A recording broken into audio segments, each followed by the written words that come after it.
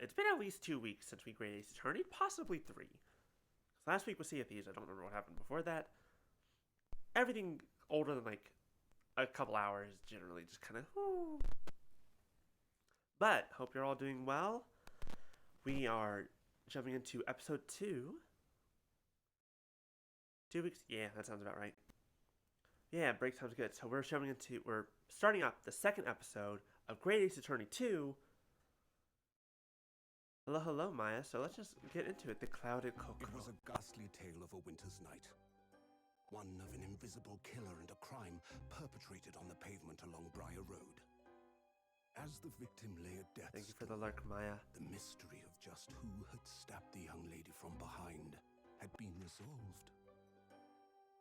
But no sooner had my friend saved that Eastern Exchange student from his harrowing plight than in the dim, flickering shadows of gaslight did a second bizarre crime rend the stillness of that very night. I dare say most can still recall the sensational headlines of the day. Okay, so I thought this might... Apartment of death, the condemned criminal's curse, the dread demon of coal gas. Yet, Carbon monoxide? though the great detective had at once discerned the truth upon his arrival at the scene, it only proved to be the overture that announced the rising of the curtain on a most tragic play. They're talking about carbon monoxide, right? That's what I got out of that. I think. Sorry, one moment. So I think this is going a bit back in time, back into the timeline of the first game, because they mentioned Soseki-san had actually been involved in 2 cases before he returned to Japan with the tongue. And I think that this is going to tell that story before we actually get back into the present. My name is Ryunosuke Naruhodo. I'm a fledgling lawyer, just starting out on my journey. 6 months ago, I arrived as a visiting student of law, having made the long voyage across the sea from the Empire of Japan to here, London, England. And on the way, in quite extraordinary circumstances, I made the acquaintance of a world-famous detective. Currently, I reside in the attic of the detective's own lodgings, from where I run my legal consultancy of sorts. I successfully defended a number of clients in Britain's highest court, the Old Bailey. But since a particularly grueling and unforgettable legal battle 4 months ago now, I haven't returned to the courtroom. In truth, I lost my right to return. Batman? Depends on which Batman you're talking about, Oka, than me. That's true, you got John Constantine. He's very good at what he do, even if he's a bit of a weirdo. But that epic trial was just one small part of an epic tale. A tale which was now about to awaken from slumber. Thanks to a letter that arrived this morning from my homeland.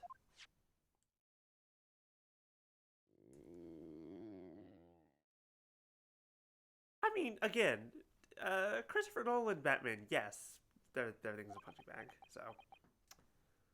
There are others where he was actually really good. Like the Arkham games, now that's being good detective stuff. And also just having good tech. What a delicious smell wafting up the stairs. Must be nearly time for breakfast. I better go down to Mr. Sholmes' suite and say good morning to the great detective and his flatmate.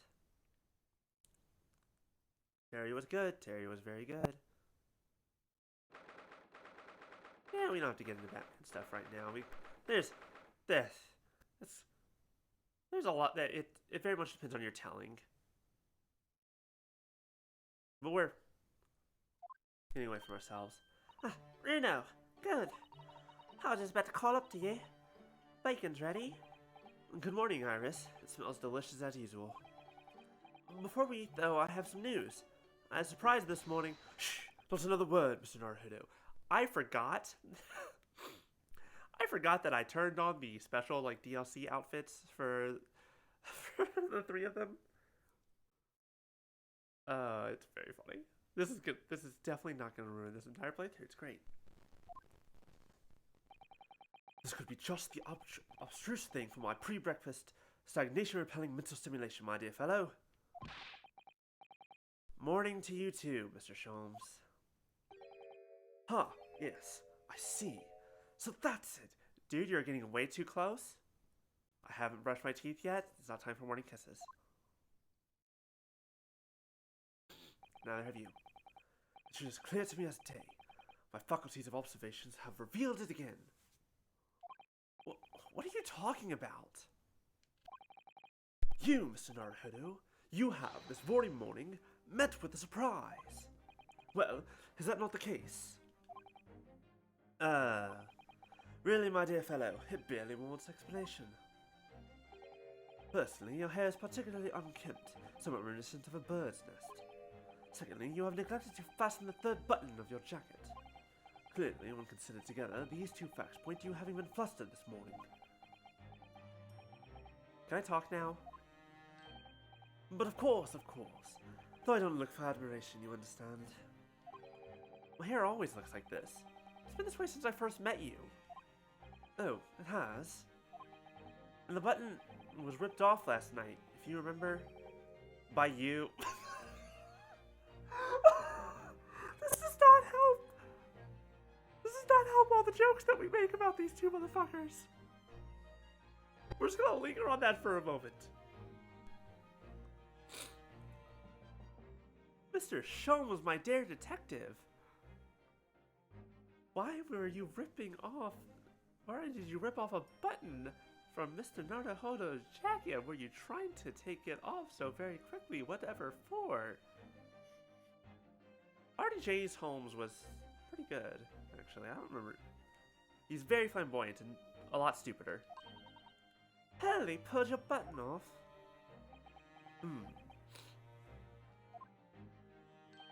Ah, yes. I recall the incident now. It was after supper, was it not? As the evening advanced, I picked up my violin and began to play the wailing notes of a haunting tune. But then, to my utter dismay, the third string The third string snapped. I don't know why that line gave me such pause. Why did it have to happen? Why? Does it wonder then that in my vexation I grabbed the first button I saw and ripped it from its proper place? Sir, I don't understand the logic. Well, I'd like it back now, please. It's troubling me that I can't fasten my jacket. It is troubling me that you expect me to know where it is. Somewhere thereabouts on the floor, one presumes. Helpful. What matters at the present time, my dear fellow, is simply whether or not my deduction was unerring. But Hurley, Bruno said it when he came in, didn't he? I had a surprise this morning.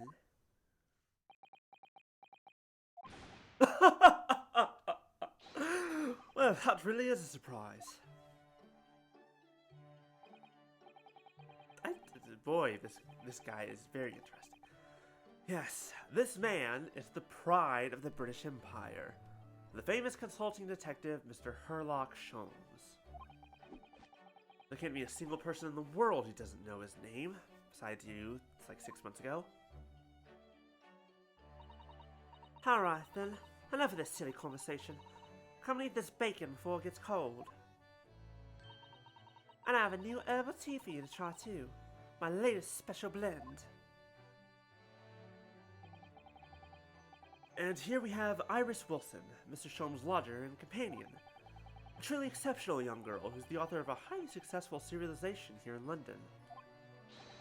Yes, The Adventures of Sherlock Sholmes, as published in Rant magazine. So, Mr. Naruhodo, won't you put us out of our misery? What surprised you this fine morning? Well, I received a letter from Japan. From Susie, you mean? Was it? Really? Oh, no, wait. This is the present time. That's right, and she has some rather startling news, in fact. Wait, so Ryunosuke hasn't had a case since the end of the first game? Interesting. Oh, you know what? Of course, he's not allowed to because, oops, he unknowingly got a murderer off free, although he didn't last much longer. Right, no. To be fair, he didn't know. That's not his fault. Oh, intriguing indeed. You must tell us about us over breakfast. Oh yes, what fun! What fun! Why is it hard? When it gets this time of year, Leonard seem to leave their hearths alight all day long. Oh, I love it. Oh, there's something very relaxing about watching the flames flit and dance about. But the fireplace in days of summertime is a waste of space. Really, no use at all. Rather like a great detective in days of no crime and no criminals, Hurley. But consider this. Instead of a fireplace, a frost place. That's my latest idea. Confirmed pyromaniac, you don't have to call me out like, oh, you mean Sholmes and Ryunosuke. I mean, yes, definitely talking about them, not me. Anyways, a frost place. What you're talking about is air conditioning, my dude. An extraordinary hearth from which emanates a cool breeze in the hot summer months. What do you think? I think if you invented such a thing, your name would go down in history. The principle is extremely simple. One must, of course, light a cold fire in the hearth.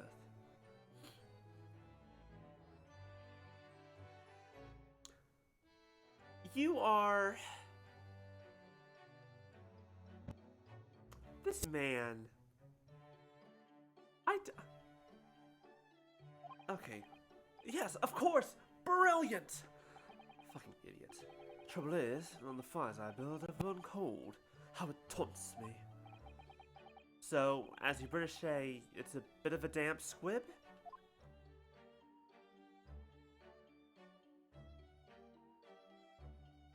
I completely forgot that was just me looking at the fireplace. There are different pieces of evidence from cases you've solved, aren't they, Mr. Sholmes? Not quite, Mr. Naruto. Not quite. These trinkets are a selection from cases I've solved with particular aplomb. They're souvenirs of my success. Memories, Mr. Naruto, memories. Really? So, tell me about the case in which the busted Napoleon featured. I forget. Memories, he says. Wonderful, Mr. Sholmes. Wonderful. You do a great job there, pal.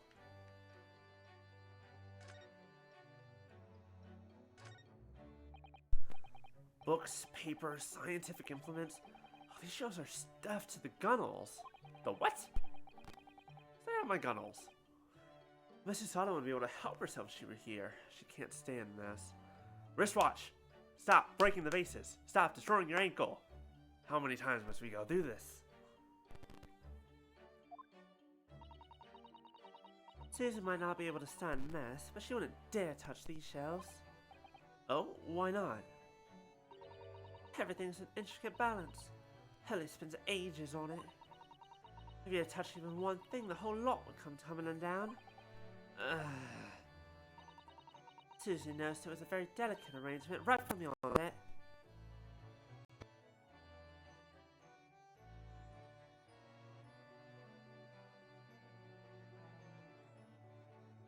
Yes, you...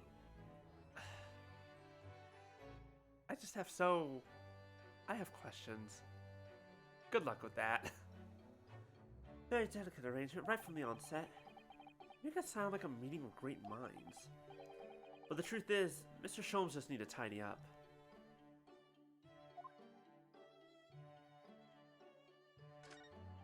What is this?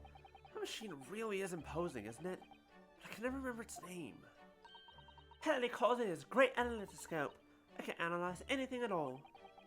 That doesn't really help me. What does analyzing something even mean? Oh, an extremely astute question, Mr. Naruto. You have a demonic Femon. I don't think that answers any questions. Sorry?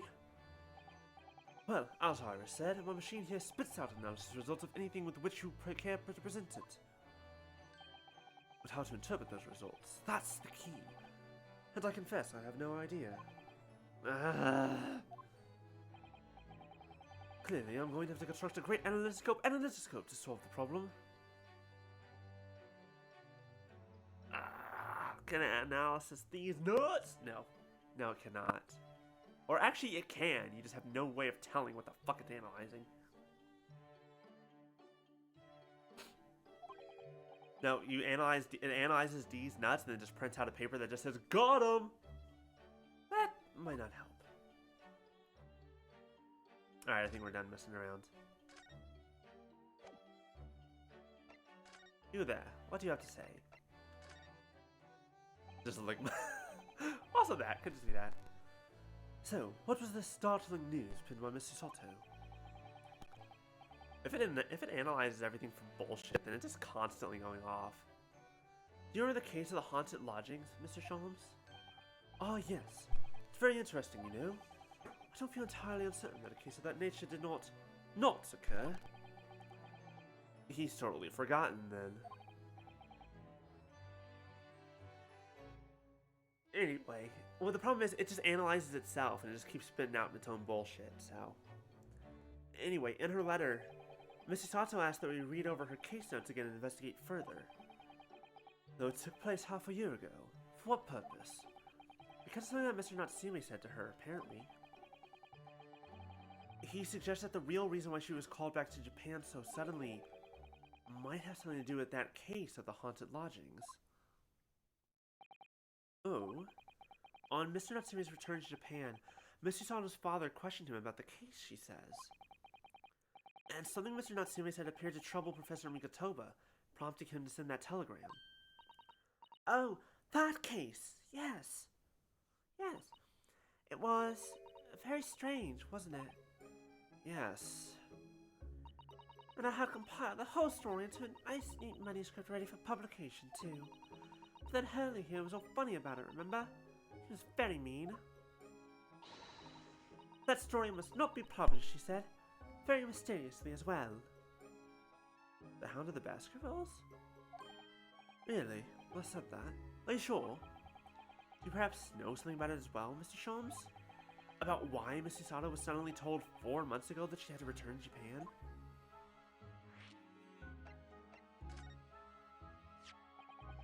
This is the letter that arrived from Japan this morning, by international post.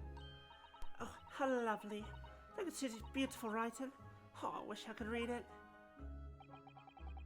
And how is your judicial assistant faring, may I ask? She's very well, thank you. In fact, according to what she's written, she actually appeared as a lawyer at the Japanese Supreme Court and won a case. Really? How isn't she wonderful? Cut above your good self, my dear fellow. I've won cases too, you know. Apparently, Mr. Natsume appeared in the trials as a witness. Natsume. No, I don't recall that name. Of course you do! We helped the man! Twice! You know, in those 2 cases that took place on Briar Road 6 months ago, even though we only know about one of them. No, it's written in, look, she's definitely not illiterate because she's the smartest person in London. We know that for a fact. That 10-year-old's better than all of us.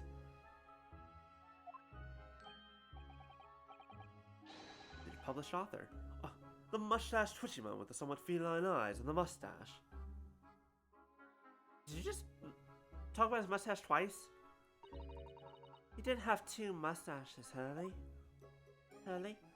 There we go. She's much younger. She would have a much higher pitched voice, wouldn't she?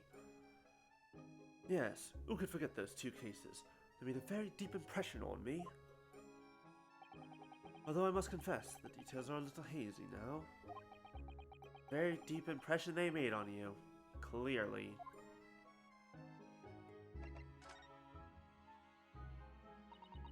It's been 4 months now since we waved Suvi off at Dover. It was such a shock, wasn't it? I thought we should have suddenly announced that she had to go back to Japan. Indeed it was. Due to a telegram she received from her homeland, I believe. That's right, telling her to return urgently. Yes, because her father had passed away. No, it just said he was suffering from a high fever, the cause of which was unknown. He's not dead. I don't think Iris knows Japanese. It was never proven that she can. At least not that I can recall. But according to this letter, news about her father's fever was just a ruse. A ruse? So Susie's daddy lied to her so that she'd make the voyage back home? Why would he do that? Why would he do that? I have to admit, I have absolutely no idea. But she believes it almost certainly relates to the case of the haunted lodgings.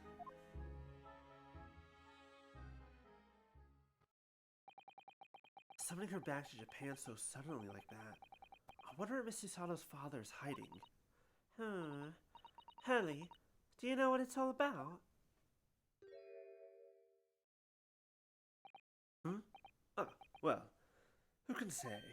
What? But you said... Please, I have engagements, my dear fellow. My calendar is quite surprisingly full today. Stringent. Enough, the matter would be excessive, I feel, even if I were quite at leisure. So, mind the fault of my absence, won't you, Iris? Oh, there's a lot of bull. This guy is surprisingly good at getting around questions he doesn't want to answer. I will, Hurley. Don't worry. See you later. See you later. Peace. He's got it off rather quickly there.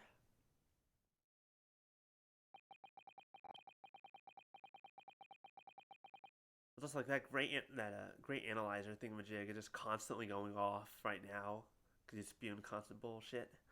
I think perhaps Professor Mikotoba isn't the only person hiding something here.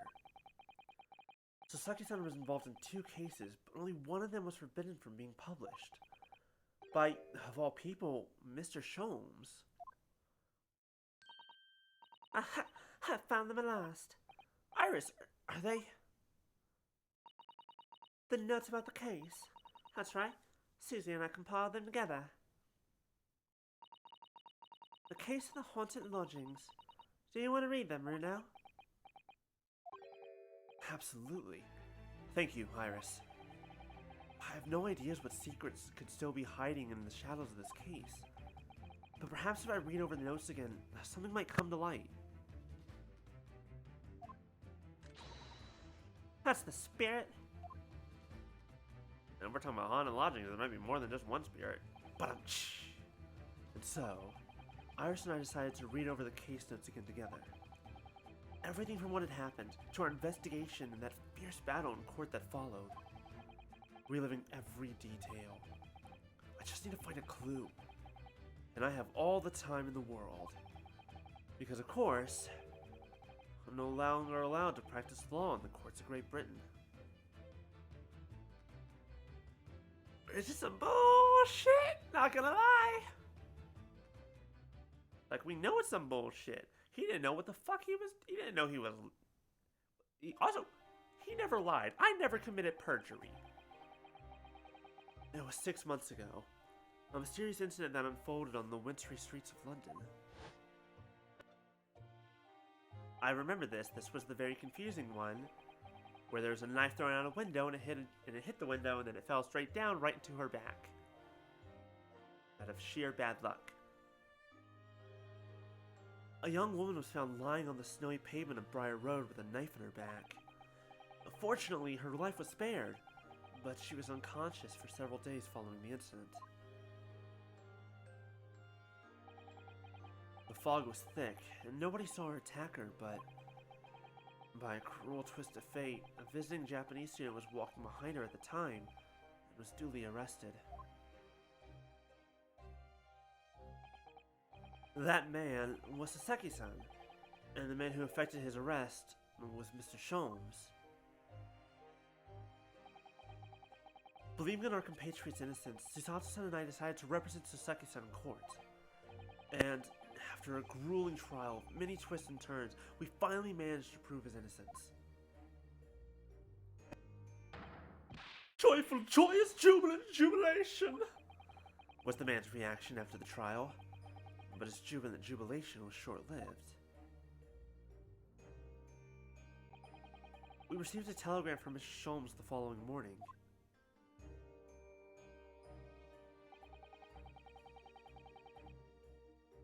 The victim of the Briar Road stabbing has regained consciousness.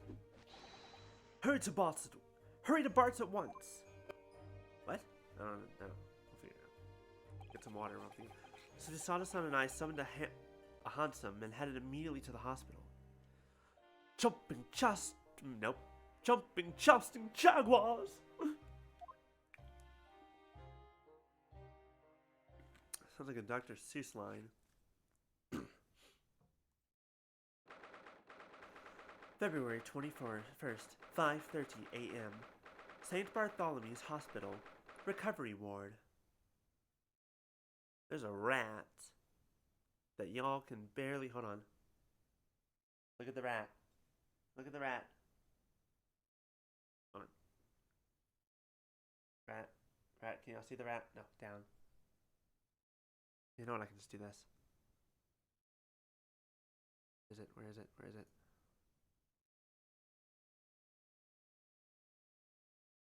Rat. No, it is not Rasputin. It's a different color, if I recall. I believe Rasputin was a whatchamacallit. Was a gray rat. But regardless, we have a rat. It'll be important, I'm sure, because it's moving. There you are, at last. At last. There we go. Good morning, Mr. Sholmes. I think not. Oh? You're late. What on earth took you so long? Your telegram only arrived at 5 o'clock, Mr. Sholmes, and it's a 20-minute ride to the hospital. Oh, that's right, and it's 5:30 now. I think we made very good time. The time is utterly irrelevant. The fact is, I've been waiting for what has felt like an eternity.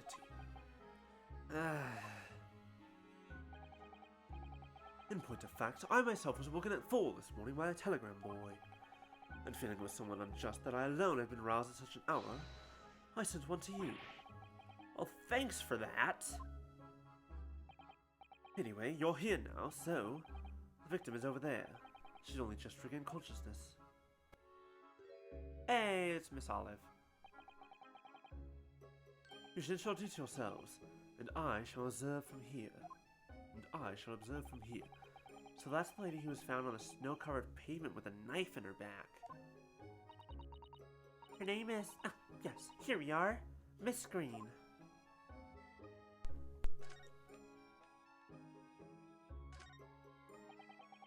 This rounded wooden figure isn't the most charming, is it? I don't think that's a decoration, Mr. Naruhodo. It's an artist mannequin, I believe. Used when practicing sketching the human form in different poses. Really? It's not something we call a typical figure for that purpose, though, is it? No, I suppose not. I confess I've never seen one quite so full-figured before. Well, if you want to draw a full-figured person, it's the right tool for the job. I have a feeling that's exactly what she does. Look, there's a photograph in this frame here. Oh yes, it's a picture of a young gentleman.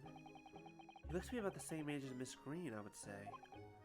Perhaps the young woman's special someone, do you think? Unknown, I guess we'll find out. My, Mr. Naruhodo, I didn't know you had a sense for matters of the heart. Not in the least.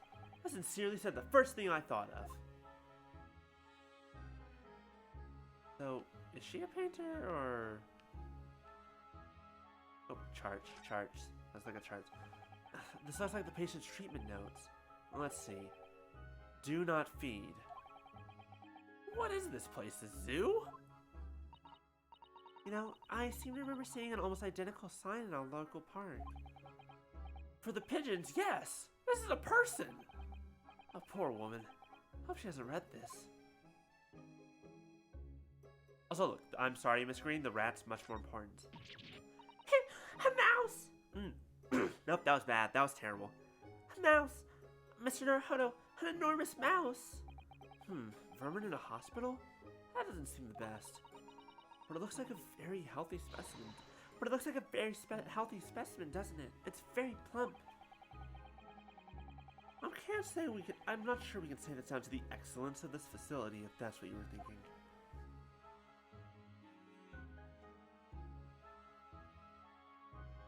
Why do we keep going for that? Never mind. This looks like the treatment notes for whoever's occupying this bed. Let's see. Do not permit to run around the hospital. The patient doesn't seem to be here at the moment, so... They're probably running around the hospital, then. Oh dear, how worrying. What's worrying is why they haven't discharged the patient yet. Have we exhausted everything yet? No, not yet. There are lots of bottles in that cabinet, aren't there? Do you think it's safe to keep them like that? If you were a patient here, I feel sure you'd take some medicine by mistake when you were half asleep. That is a worry. But at least the cabinet has a lock, even if it's only a flimsy-looking one. Oh, I've no doubt you managed to unlock that somehow while you were half asleep as well. There are limits even to what I can do when I'm half asleep, you know, Mrs. Sato. That must be a bag of Miss Green's personal belongings. She would have been brought directly here after she was found stabbed on the pavement, though. I expect a friend or family member probably brought some things for her. Alright, then let's see what's inside. Change of clothes, no doubt, and... No, Mr. Naruto, you must never scrutinize a young man's personal belongings. But the young man might have chocolates, or biscuits, or caramel. That's never a good excuse. Do not go through another person's stuff. Good morning. Oh, I have to figure out a voice for her. Oh, great. I just remember that's the thing I have to do. I see a sweet tooth. No, you don't. Hello. I'm Ryunosuke Naruhodo from the Empire of Japan. Oh, no. Wasn't your knife that... Are you the man who... No. I'm a lawyer. And I'm Susato Mikotoba. Pleased to meet you. Oh no, what? Oh, was it your knife then? Are you the one? No, I assure you, I'm Mr. Naruhodo's judicial assistant. We heard that you'd regained consciousness and wanted to come to give you our best wishes. Best wishes for me? Thank you. I'm Olive Green. I'm an artist. Well, no, that's not right, is it? What I mean is, I'm trying to be an artist. Oh, that's a mood. Well, what I really mean is, I desperately want to be an artist. But the truth is, I don't have any talent. I know I don't. Okay, quick thing, because this is a thing. Talent made up. It's fucking bullshit. Hard work and skill. Talent doesn't matter. Fuck talent. You're not born with shit. Let that be a lesson. Keep that in mind. We good? We all in agreement? Awesome. That doesn't mean people don't move at different speeds. It just means that no one is born, and that also means that anyone can be good at shit if they try. Some people, it will take longer. Trust me, I'm a shining example of that. But you can still do it. Alright, sorry. Tangent. It's no wonder I was stabbed in the back. I don't think that's related, actually. Yes, fight the establishment, aka fight my fucking art teachers. Several of them. Gosh, this young woman seems to bend over, one in particular that I can think of, seems to bend over backwards to put herself down. Seeing as we're here, we should ask her about what happened from her perspective, I suppose.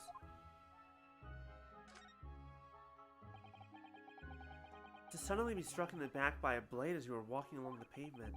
What a terrible experience you've had, Miss Green. It was so cold that day. The fog was so thick, I couldn't see a thing.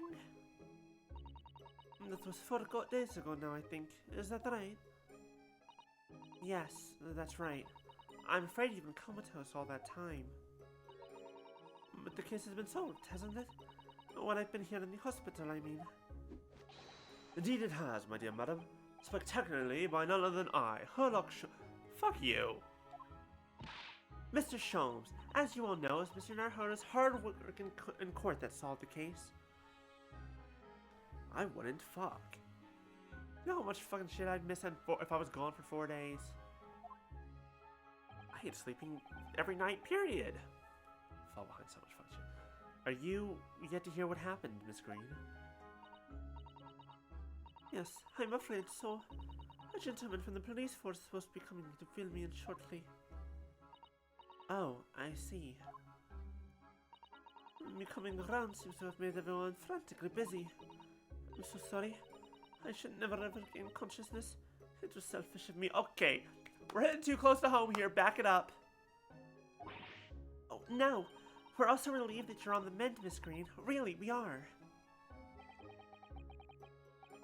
I mean, I don't think they're... Well, I mean, no, you would definitely catch up. We're all being attacked here. With that kind of attitude, maybe her surname should be Blue, not Green.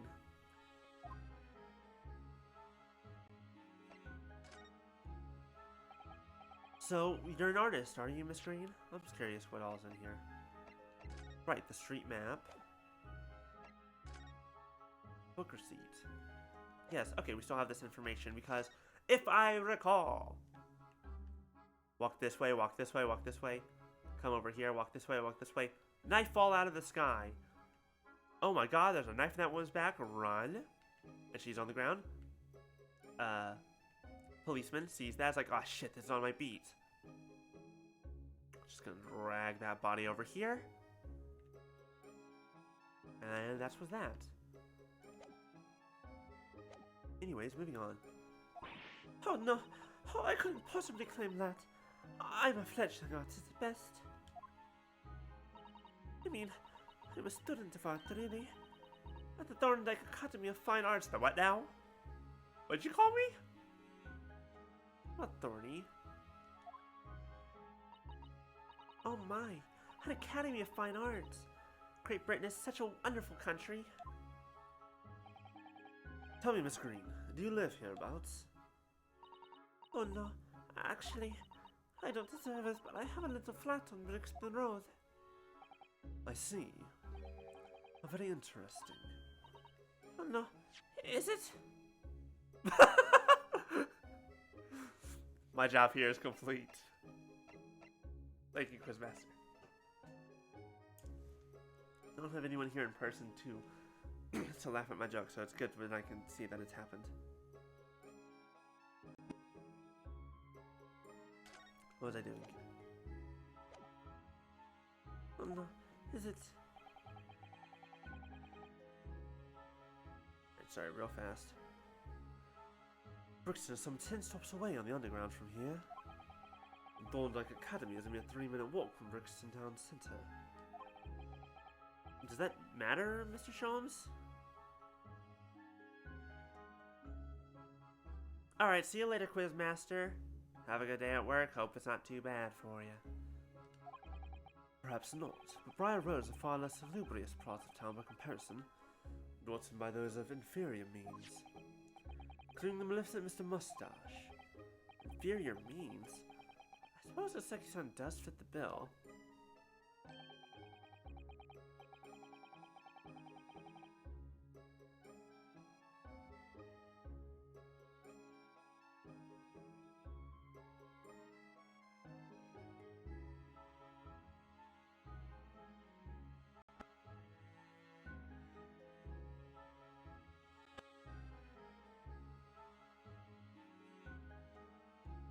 It struck me as somewhat out of the ordinary for young fine arts students to be walking in such a district.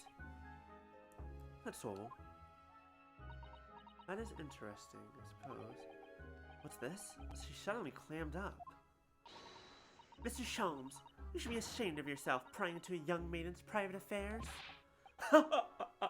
Oh dear me, do forgive me. Do forgive me. If you don't mind. I'm being discharged shortly, so I need to pack up my things. Yes, of course, we won't keep you. Thank you so much, Miss Green.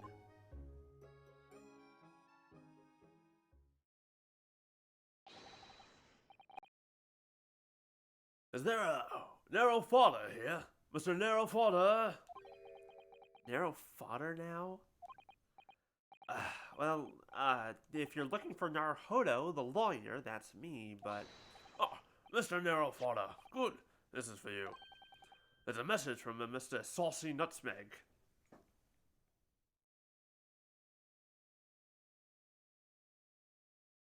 Okay. Okay, hold on. I'm sorry, that fucked me up a bit for a moment. I'm pretty sure he means Soseki Natsume. That just fucking fucking killed me. Okay. Mr. Natsume sent a message to me? But why would a policeman be delivering a message from Mr. Natsume? Exactly. What's going on? What's a Scotland Yard constable doing playing delivery boy at this time in the morning?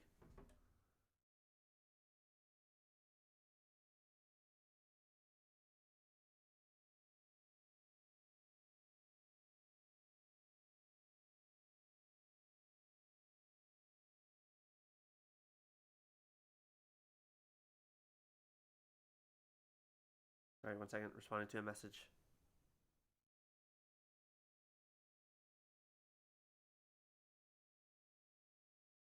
No, I'll respond. No. Having to think about how to respond to messages is hard. What's this Scotland Yard constable doing playing delivery boy at this time in the morning? Oh, right, it's like 5:30. Oh, what are you waiting for? Let me see that. Oh! Well, this is most unexpected. Is something wrong, Mr. Sholmes? There's something wrong, Mr. Sholmes, he says. Have you not seen this note? No, how could I have? You ripped it out of my hands. It would seem that London's criminals have no intention of letting the great detective rest. The great detective... voices are hard. A new case calls. A case of murder, no less. We must depart at once. We must depart at once. Murder? Call a cab. Time is of the essence. But the trouble is, we've yet to read Mr. Natsume's note. I was thinking we ought to pay him a visit in his lodgings once we did. That will be entirely convenient. Convenient? What do you mean? It's all here in the notes, my dear fellows. The murder we must investigate took place at Mr. Mustache's lodgings. Lodgings, not... Wait, what? I'll hail a fire... Ooh, hold on. I'll hail the cab at once. We're just gonna skip that word. Don't know what that is? We're moving on. We're going past it. We're going that way. It was only yesterday that Sasaki-san was in court and we were dispelling doubts about his innocence. And now, the very next day, there's a murder at the man's own address? He may very well be the unluckiest man alive. Or so it seemed to us at the time. We were soon to discover it was worse than we thought. Uh-oh. This poor bastard, I swear to God.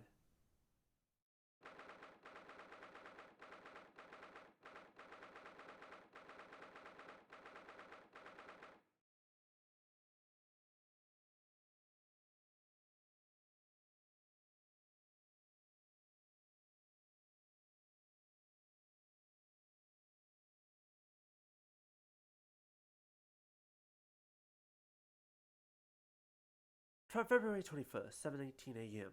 Mr. Natsume's lodgings, ground floor. Oh, it's this motherfucker. Wait, do you recognize this motherfucker? What on earth? Oh my, the gentleman is deceased without question. He's dead. Locum student, Mr. Naruhodo, Esquire. Mr. Natsume, why is this happening? Why to me? I've only just got out of court yesterday. I was finally home after 2 days of misery. And then I wake up the next day to this. No early bird should catch a worm like this. Woeful worm without a wiggle. I see you on high spirits again this morning, Mr. Mustache. Oh, not the herbal Herlock shows. Phew, shove off. Show yourself the door. I never invited you. Ha, he's very energetic. Mr. Sholmes came here with us. I'm quite sure he'll be able to help you, Mr. Natsume. I'm entirely at your disposal, Mr. Mustache. What can I do for you? What can I do for you? Oh, this motherfucker. Here they are, already. The busybodies. Ah, Inspector Gregson. What a pleasant surprise. Pleasant, is it? Gives me heartburn every time I see your face at a crime scene, Sholmes. Huh. I deduce, Inspector, that your heartburn is a result of your excessive consumption of fried food. Good morning, Inspector. This is a crime scene. Don't you go touching anything. Or good morning to you too, sunshine. There's a lot happening in this scene. Why is your hat over there?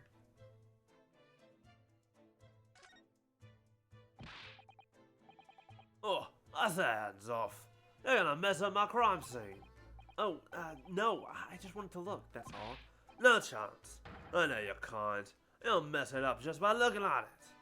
The fuck? Ugh, someone's in a bad mood. There's certainly some bad air in here, isn't there? Alright, it sounds like I better talk to the inspector first and try to curry some favor.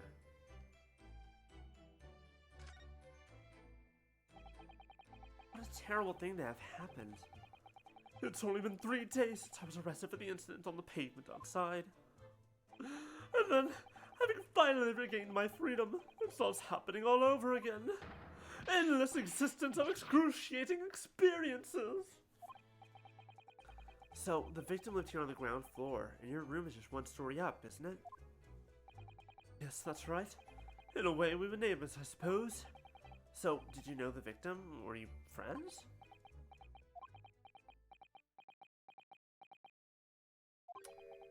That's a lot of pausing. You can just say no. You don't have to have this silence.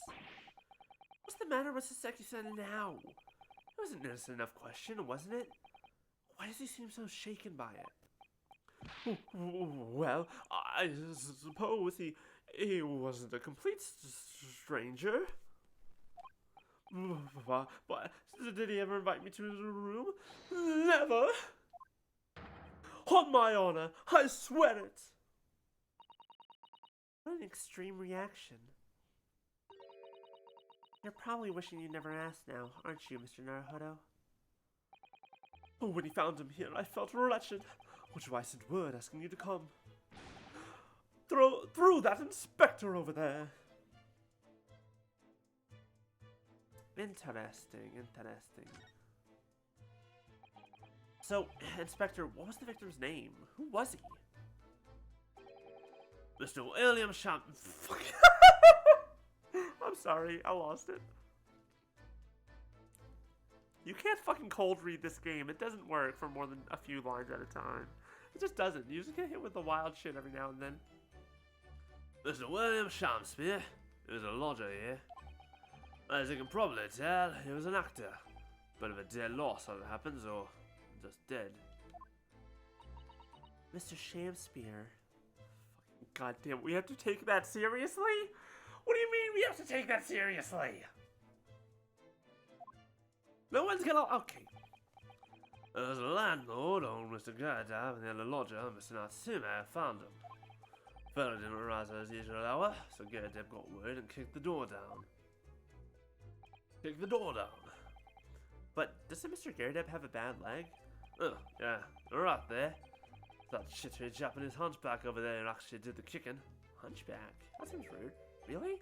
Saseki-san? The victim was pretty hard up, it seems. He'd done some time inside for petty crimes. No money, no place to go, and no friends. His only acquaintances were the people in this house. Miserable life and a miserable end to it. So, what exactly is Mr. Natsume still doing here? He's not involved in the investigation, so shouldn't you have sent him away from the crime scene? Well, I'm not saying that because the fella looks old or anything, or that he acts suspicious. That's exactly what you're saying. But I thought it would be prudent to take a statement from the cohabiter.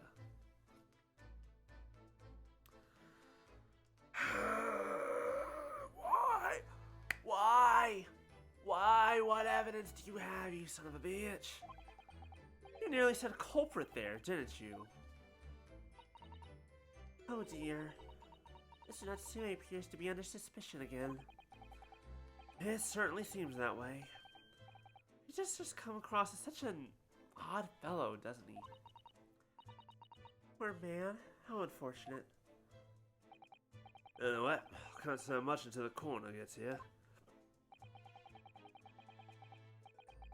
I don't think the fella's been a goner that long, but it's still warm.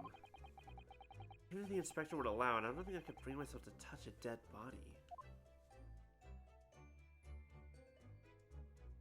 Mr. Sholmes? What are you doing? Mr. Sholmes? Sir, you are not a statue. What are you doing? Mr. Sholmes, what are you doing? Ha! You need only observe to know it, my dear fellow. Investigating, naturally. There's nothing natural about that pose. Mr. Sholmes, have you made some miraculous discovery? Patience, my dear madam, patience. We've not been here in this room 5 minutes. So far, all I've managed to deduce is what actually happened. What are the odds this is going to be even remotely accurate? I get like 50% accurate, 50% bullshit. My goodness. But isn't that everything we need to know, Mr. Sholmes? As you propose the idea, I believe one could indeed see it that way. At the present time, I've managed to draw two incontrovertible conclusions. The first, that there was a physical struggle here last night, in which the victim fought for his life.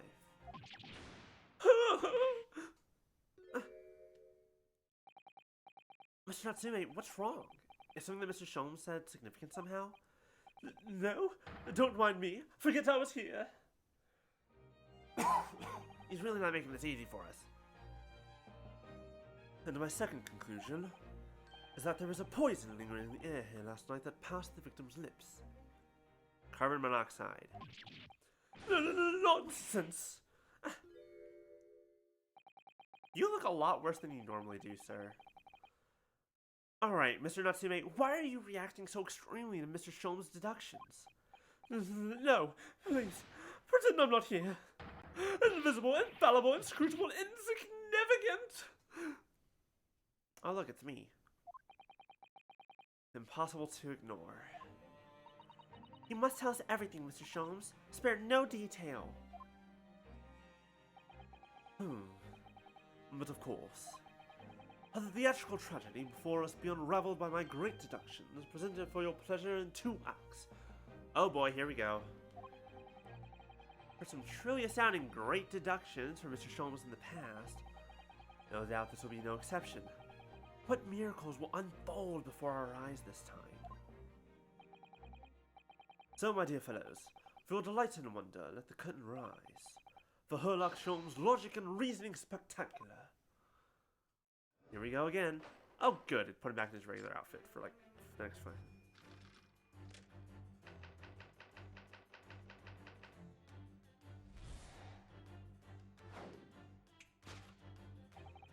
Careful observation of the victim reveals to us the events that transpired in this desolate room last night.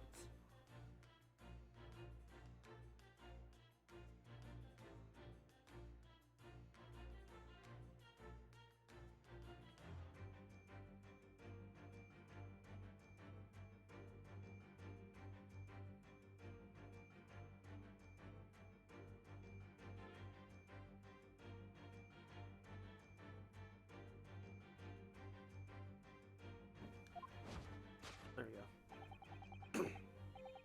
But it takes you half an hour to fucking figure out how to respond to a message. Foam with the mouth of the deceased clearly indicates the use of poison. I would normally say yes, but considering my brain is already going to carbon dioxide, I don't think it would make that kind of poison. Like cyanide maybe, a couple other kinds, but like a normal like ingested poison, yes. But if it is carbon dioxide, I think that might just be the cream. Next to the victim, we noticed a large dining plate, which contained, you will observe, one half of a sizable bar of soap. Meaningful? Indubitably. Yeah, because why the fuck is there a half-eaten bar of soap on a plate? Why is this soap set so purposefully upon the dish? Like the victim's last supper, in fact. Yes. Could it be the man was about to eat it? Of course, the fork reveals the answer. It appears that the young man's appetite was his undoing. Taking up arms in the form of his cutlery, the victim engaged in a deadly battle for his life. Against a what? The bar of soap? Yet the struggle against his hunger was in vain, for in the end he couldn't resist devouring this slippery feast. I don't understand this man. Someone send help. But London's foul soap is besmirched by foul poison. Yes, the victim's life was claimed by poison that tainted the contents of the plate. The soap and the lather about the young man's mouth are too perfectly matched to ignore. The cause of death was clearly intoxication due to excessive ingestion of foul soap. Though personally I have a greater interest in the taste of foul candle wax, of course. I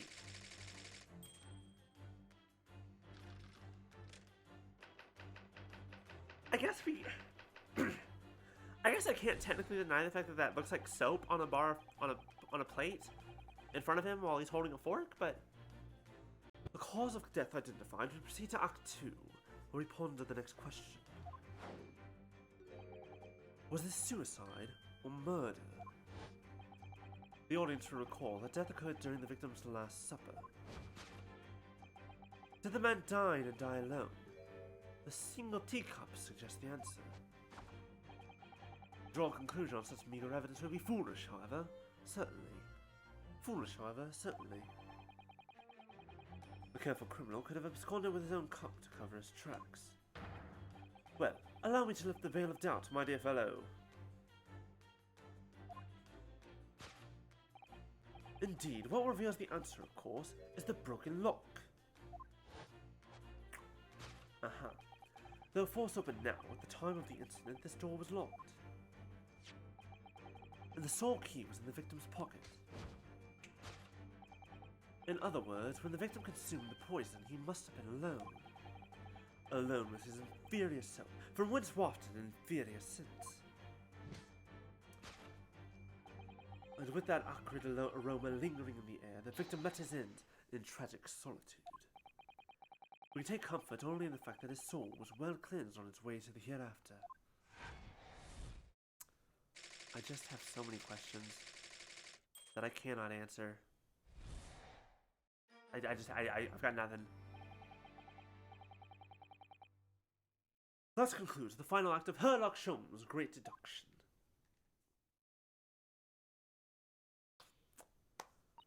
Mr. Sholmes, you are, without a doubt, a good man. You have a good heart. No, that's about all I got. Moving on.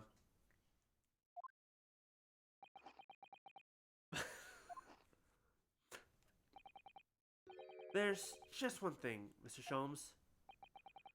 You are disposed to identifying just one thing, aren't you, Mr. Naruto? Pray, what concerns you? Well, no matter how hungry he was, do you really think the man would have eaten soap? It is quite apparent that the man had barely a penny to his name. It is a curious thing, but to one so destitute, soap can suddenly appear quite irresistibly appetizing. Have you been through this before, sir? Sir, I have concerns. How extraordinary. In truth, I've tried a little soap myself in the past. You've eaten it, you mean? My dear fellow, it was some time ago now. My postulation was that it would cleanse my gut. And did it? No, it would just make it worse.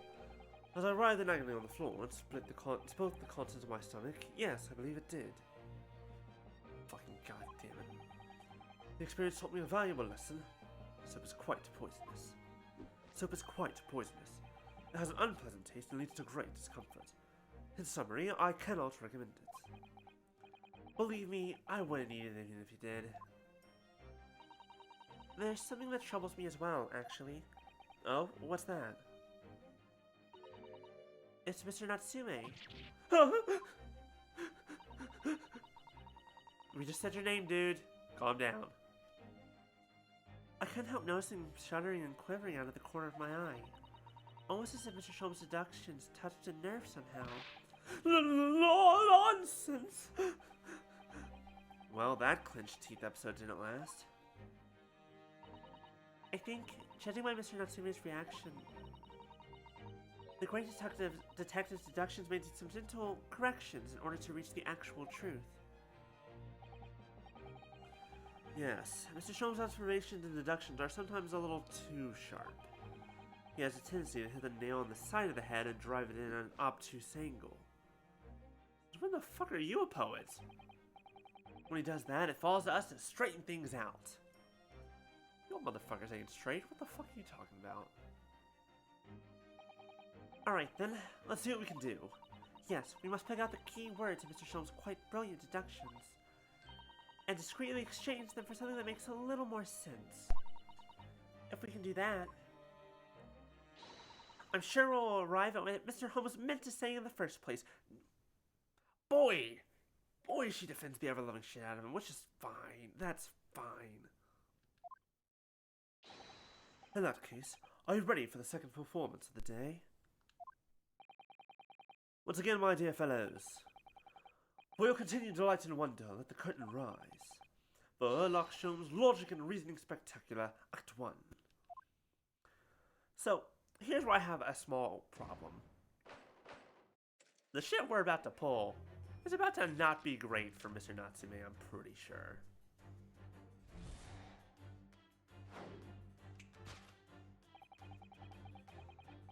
Careful observation of the victim reveals to us the offense that transpired in this disconsolate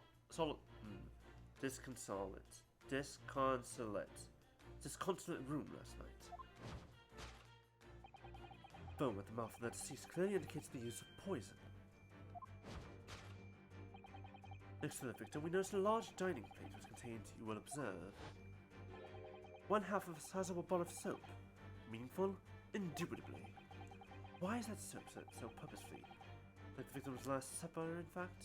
Yes. Could it be that the man was about to eat it? Of course, the fork reveals the answer. Well, you can't deny that a fork that implies the man was eating something, or about to eat something. Yes, that's true. If I decide to eat some soap, I should prefer to use a fork than attempt it with chopsticks. And of course, only half the bar of soap is left on the plate. But might there not be some other explanation? Something material that proves whether or not the man really ate some soap?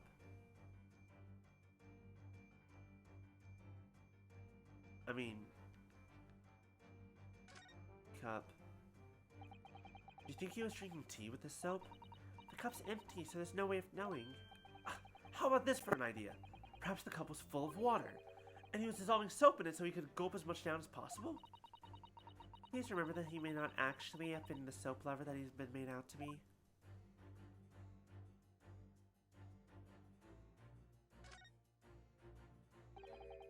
Suppose you'd eat soap with a fork, wouldn't you? I don't think it's a question of which implement you'd use. You shouldn't eat soap, full stop! But then why? Why does the man have a fork in his hand? Oh dear. I understand your frustration, Mr. Naruhodo, but please, don't take it out on me. The point is, if we decide the man used this fork to eat the soap, we wouldn't be changing Mr. Sholmes' deduction.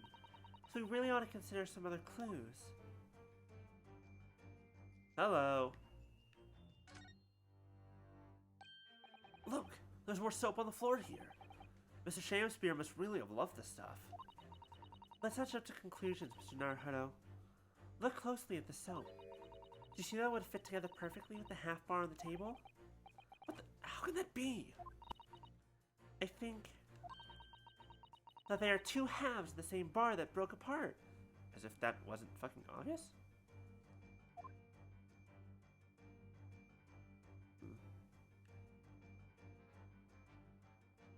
Could it be that the man... Hold on. Well, that's interesting. That'll come in handy later. Okay, so... we have this fork.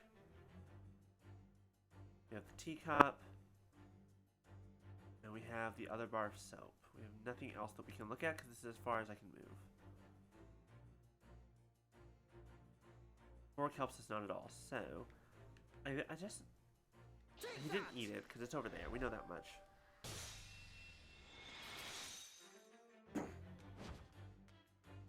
Ah, there it is. Could it be that the man was about to eat it? Of course, the other piece of soap reveals the answer. It being the other half of the soap on the table. In short, the victim was not eating soap at all. But it's obvious, really, for no depths of hunger could drive any man to attempt to eat soap. Even I, with my unquenchable thirst for practical knowledge, took only a single bite. But that begs the question of how the man was poisoned, because there's no sign of any food on the table. An excellent observation, Mr. Naruhodo, and one that furnishes us with the answer we seek. But London's foul soap is besmirched by foul poison. Yes, the victim's life was claimed by poison that tainted the contents of the plate. Okay, we've already mentioned that he hasn't eaten. Mr. Sholmes is still pushing the soap argument then. Perhaps he's suggesting the man lick the soap rather than ate it. If soap in London is that poisonous, I don't think I want to be washing my hands with it. There are no signs of any food in this room at all. Of course, food isn't the only thing that passes people's lips, is it?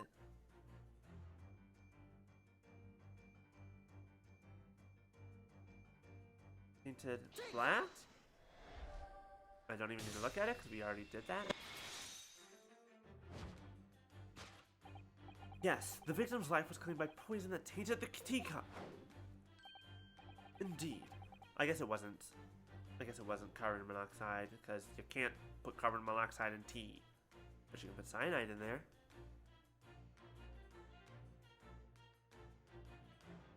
Indeed, cups have been the vessel of choice for practicing poisons for over centuries. And it would appear that this victim drank every last drop. There's no sign of food anywhere in the room. Which leads us to the immutable conclusion. The cause of death was clear. Oh, hi. Got tired, Austin. The cause of death was clear intoxication due to the ingestion of poison contained in this teacup. Poison in the tea.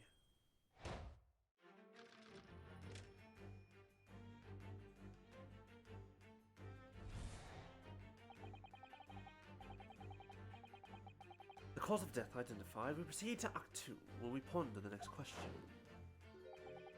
Was this suicide or murder?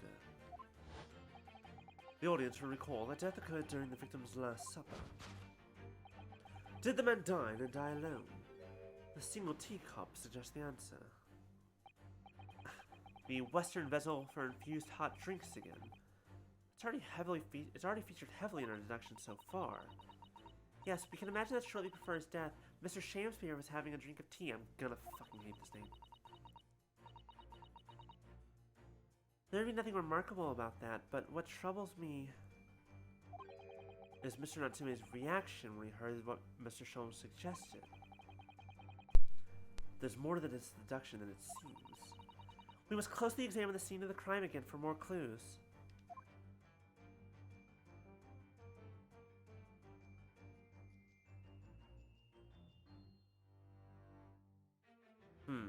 Did he dine and die alone? Hello? And we couldn't see this before? Gosh darn it. It's another Western vessel for infused. It's a teacup! And it too is empty. Given that he's actually holding this one in his hand, we can assume that this is the cup from which Mr. Shamspeare was actually drinking. But if that's the case, this changes everything. Everything we deduced up till now was turned on its head. I have a bad feeling about this. I almost don't want to say it. Yes, I know exactly how you feel. Take that!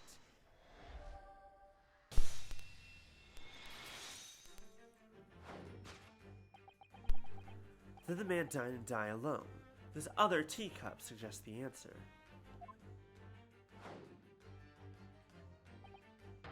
Yes, there were 2 teacups in this room all along. In other words, this is a strong indication of the victim's Last Supper. There was a guest present. At the very least, we can say now with certainty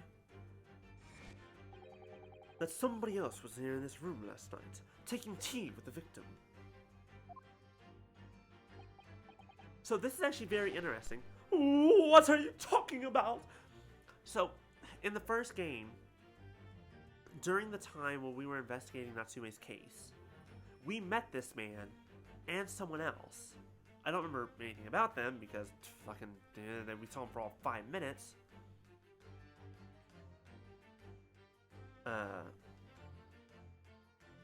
But the words escape me all of a sudden. But there was someone else, and there was some weird, and there was things that was never really fully explained. So I think we're gonna learn a little bit more about what was going on here, because I imagine that Natsume might have actually been in the room with him for like a minute, had tea, left, and I don't know. We'll find out. Utterly, unbelievably, unjustly unreasonable. To draw a conclusion on such meager evidence would be foolish, however, certainly. In which case, what more can we deduce about this possible guest at the table? Well, allow me to lift the veil of doubt, my dear fellow.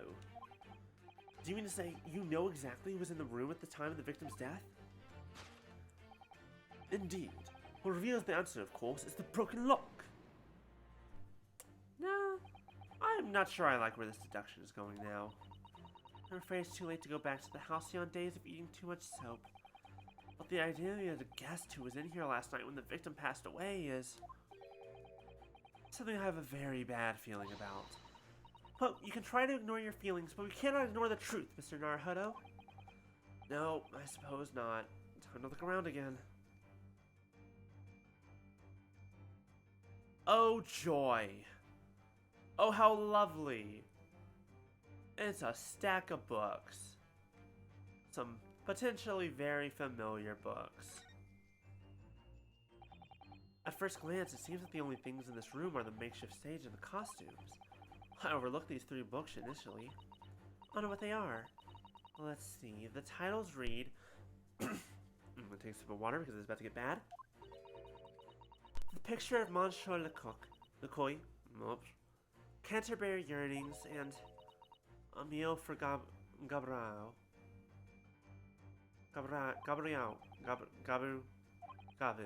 Emile for Gabu. Wait, I'm sure I've heard those titles before. It could just be an incredible coincidence, but they're the exact same 3 books that Mr. Natsume purchased the other day. What? Yes, on the day of the unfortunate incident when Miss Green was stabbed. Quote-unquote stabbed. Is it really stabbed when a knife falls from the sky? Is that a stabbing? I suppose technically it still is. Fair enough.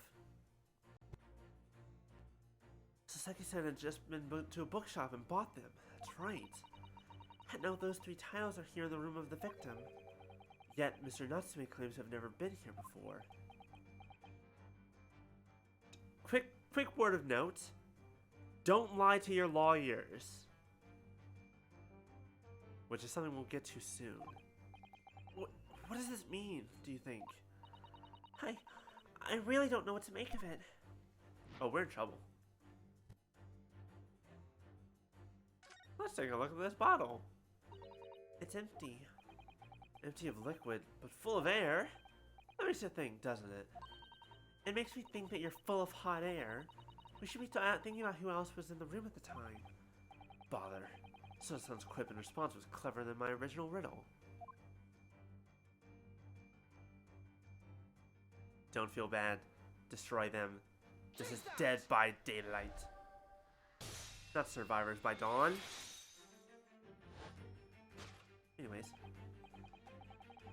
Indeed. What reveals the answer, of course, is the pile of familiar books. Quite so. It's only a coincidence that these 3 titles are in this room. It's the link to the truth. Mr. Natsume, You purchased those books 4 days ago at a secondhand bookshop. Oh, that's just a coincidence. In that case, you will be able to bring the same 3 titles from your own room, will you not? This very moment. Saseki, we're gonna be your lawyer, but I need you to fucking tell me the truth. No, never, non-negotiable! If you can't bring your own copies here, it proves that those 3 books are in fact yours.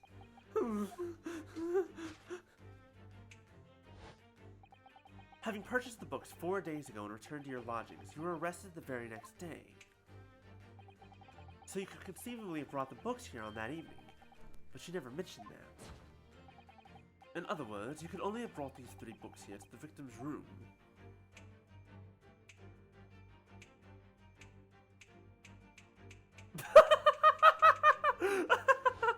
Fucking dance all the way home. Last night, having returned to your lodgings after the trial concluded at the Old Bailey.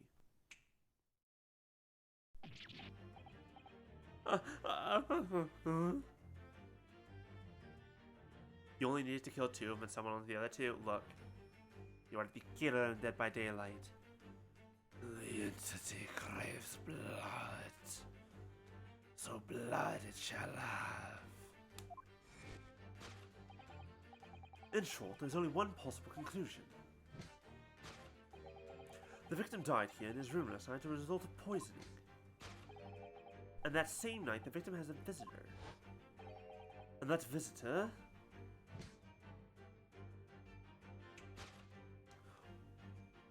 Well, that's new. Is that look new to anybody else? Is that a feature of this outfit? Because I don't recognize that mouse. It's very adorable, though. Was you, Mr. Saseki Natsume? The entity. It has seen your good work and has rewarded you with prey. That's all. Thus concludes the final act of Herlock Sholm's great deduction. Now, we've done this deduction. We proved that the man was poisoned. We proved that Mr. Natsume was in this room last night. However, technically speaking, we have proved no other connection. Unfortunately, this is kind of enough to go on for the police to arrest him as a culprit, or as a suspect, I should say. Which is not great for us. Oops. Oops. Deduction complete. Elementary. Uh-oh. Oh, not again. Not again, not again. Not again. Well then, Mr. Natsume. It would be you're gonna have to accompany down to the yard. Again. But wait. Hold your horses. Yes. Door, key, locked, entry, exit, entirely impossible! He's so flustered, he's being even stranger than normal. What? You think that's an alibi? You could have just made a copy. What? You live in the same building after all. You've had plenty of opportunity, I'm sure. But misery me! No, is that? You'll get a chance to give me a side of the story later. The facts speak for themselves, Mr. Mustache. Oh, you horrible Herlock Sholmes! He really has found himself an arch rival now, hasn't he? Go on now, no dilly-dallying. Outside, there's a carriage waiting. Welcome, student, Mr. Naruhodo Esquire. I never imagined I'd be in this position again, but you have to help me. Please, please, I'm innocent. All right, I understand. We'll come to your cell later and talk about it. And one more thing. Oh, yes? My poor little kitty cat. Please give him his breakfast for me. Always feed the kitty. Kitty need food. Kitty good. So, his evil curse still apparently unbroken, Seki-san found himself once again the prime suspect in a case of murder.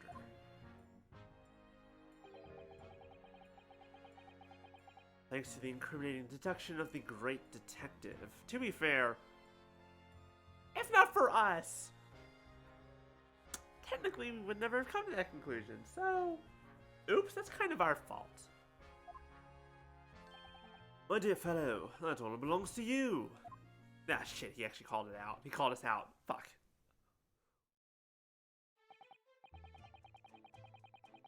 Well, at least that means Inspector Gregson is no longer here. We can examine the crime scene in more detail now. Yes, that's right. And of course... What?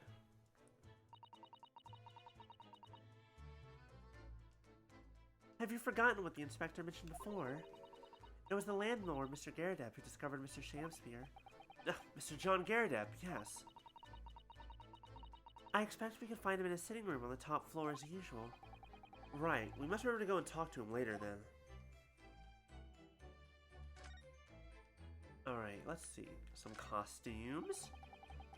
Look at these extravagant, bright costumes.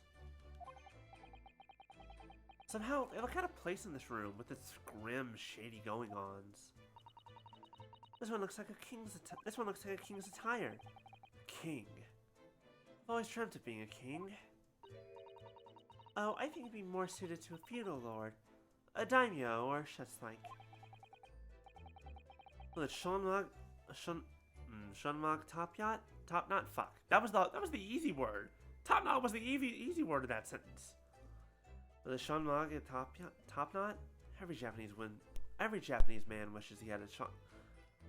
I'm gonna pronounce it the way I would pronounce it in Japanese. Shonmage? I just don't know if that's accurate. Water. Need water. Shonmage top yacht? Not. Fucking god. Moving on from this sentence because this line's killing me. Oh, you look wonderful with one. And you already have the sword. Can you imagine what would happen if I walked around the streets of London with the Chonmage and a sword? I think they think you were some sort of I don't know. Some sort of actor? I guess? There's not much on these shelves, is there? Just this wine glass and bottle. And both of them are cracked. Yes, not much use, are they? What's the matter? Oh, I was just reminded of the Reaper, that's all. Prosecutor Lord Von Zykes? Yes, he's so reckless with his wine glasses. I was thinking it's a waste then that he should donate some to the needy. You can suggest it next time we meet. What's this?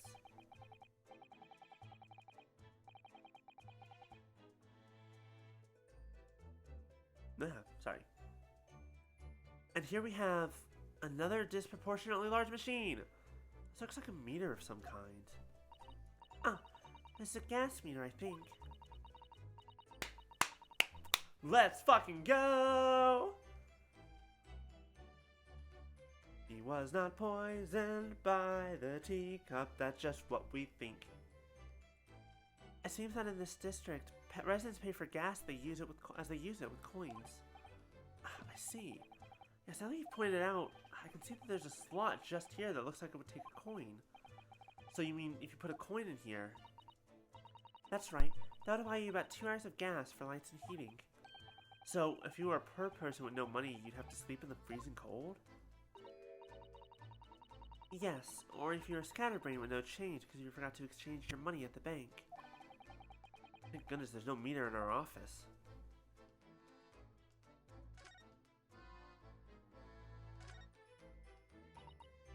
This is some sort of makeshift stage, I think, isn't it? Where's the audience since, though? For the nightly Shakespeare performances. Okay, that's actually kind of an important thing that he just said there. Hold on, go back, give me that. We know his name is Shakespeare, and Shakespeare does exist. So how are they not catching on to this weird-ass name?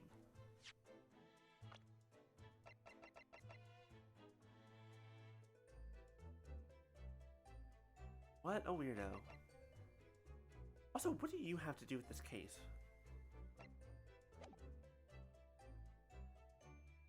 Actors aspiring to the great stage must practice their art, Mr. Naruhodo, with or without an audience. In fact, on a related note, perhaps you should set up a more mock bench for the defense in your office. What? Why not just do it from his desk? Then you could practice your art every single day. I'll think about it, if you promise to don a beard and play the role of the judge. Well, if that would help you achieve your goal. Oh, this I have to see. I'm sure that art exists somewhere. Oh, the poor man. So young to die. I'm sorry, my brain just thinking about how I'm playing Mortuary Assistant on Saturday, and this is gonna be— these are two very different experiences dealing with dead bodies. Do you suppose it was a very painful death, being poisoned as he was? I don't know. All I can do now is hope that he'll be reborn to a better life. Yes, I suppose you're right. I wonder, do you think that putting our hands together in a Japanese prayer will help a British soul? Sorry? I made sure I had a reference at the ready for just such an occasion as this, actually. This book is entitled The Beginner's Guide to Praying for the Departed, the British Way. I was about to say something, I was like, you know what, we're just gonna move on. I'll just reread it now. One moment. There's quite a spine on that book, isn't there?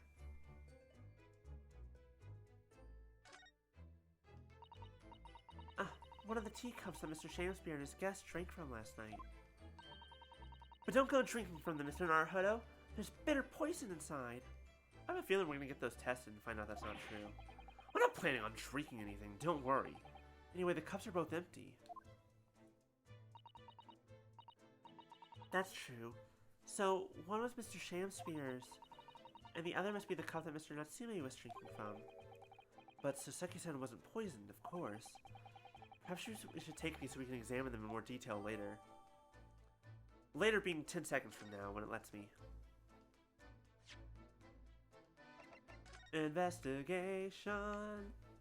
I don't think there was any tea in here at all, because, like, otherwise it'd be a stain, a drop, like some hint that there was something in here. This is the teacup from which Mr. Natsume was drinking. Yes, unlike the other one, the inside of the cup is completely clean. I suppose he must have drunk the contents before the tea had a chance to leave them. Oh, damn, there it is. Fuck. I was wrong. I'll always gulp it down, too. Sorry, Mr. Naruhodo? Well, if you just sip it little by little, it goes cold. Clearly, I shall have to instruct you in the proper way to take tea.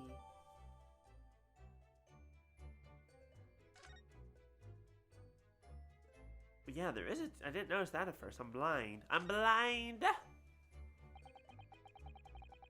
Yeah, but what else is new? This was the cup that Mr. Shakespeare was drinking from then. It's stained on the inside. Tea does that, I'm afraid. Even green tea. Oh, really? I've never noticed before. You've never noticed? Well, I never leave it in the cup long enough to leave a mark. I like to gulp it down. Drink tea while it's hot. That's the Japanese way, isn't it? That's also my motto. That's my motto for tea, for coffee, and for hot chocolate. Not like piping hot, but hot. Once it starts getting cold, it doesn't, unless you're very specifically going for a cold drink, but so many people seem to have the wrong idea about our culture, and most of them are Japanese. Well, there's no new information we got from that, so there's a tea ring. Okay, so he drank his quickly, he drank his slowly.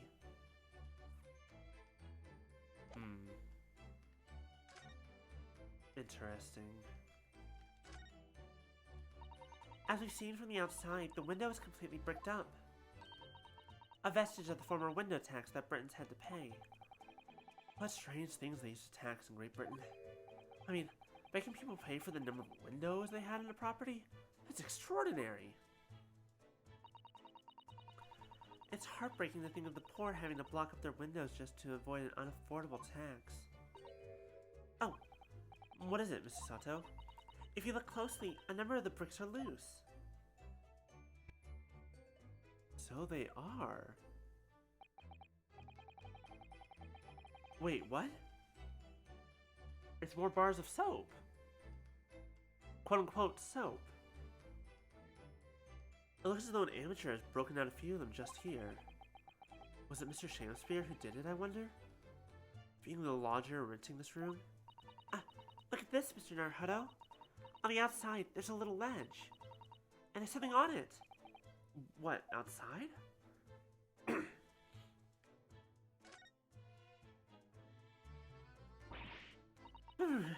It's so cold outside. You can feel it through this gap. It did snow all last night. It would be cold. But more importantly, what is it on the ledge out there?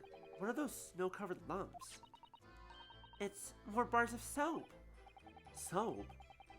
What are bars of soap doing lined up on a ledge outside the window? I have no idea. But the pair of them look rather charming like that.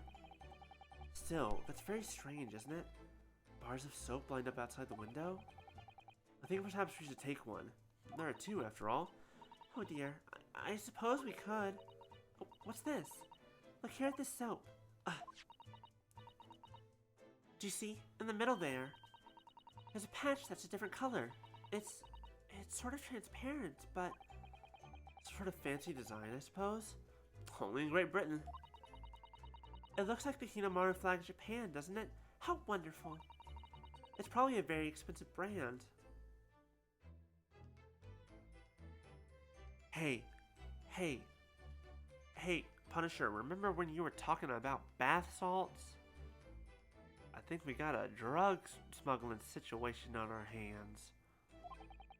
Expensive? But what's it doing in this ramshackle old room?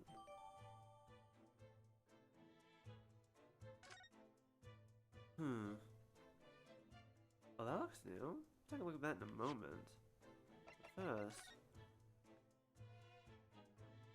that's so interesting. What is that? It was definitely placed in the soap. That's weird. It looks like amber? But no, it wouldn't. I don't know. This part's a different color. Trust the British to turn a boring bar of soap into something special. I quite like it. It reminds me of the Hinamaru Japan, Hinamaru design of the Japanese flag. I suspect this is rather expensive soap. That doesn't seem likely given who it belongs to. Thank you for not even trying to take whatever this is out. Let me rip it open. Oh, that's also possible. Now what the hell is this?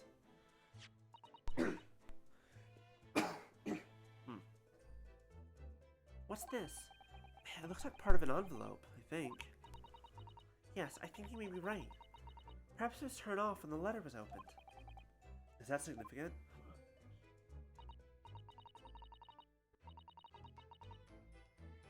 A bit of hiccups. Well, it's a little out of place, perhaps, when you look around the room. There's no sign of a letter or the rest of the envelope, in fact, is there? She's right. And yet, here we have the torn off end of an envelope. It just strikes me as unusual. I agree. We better take this, just in case.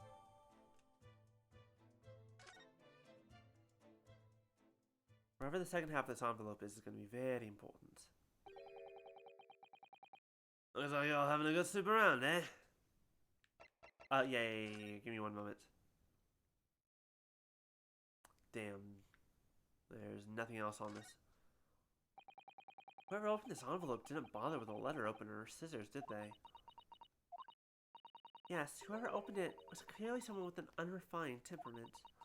And judging from the angle of the rip here, the person in question must have been right-handed.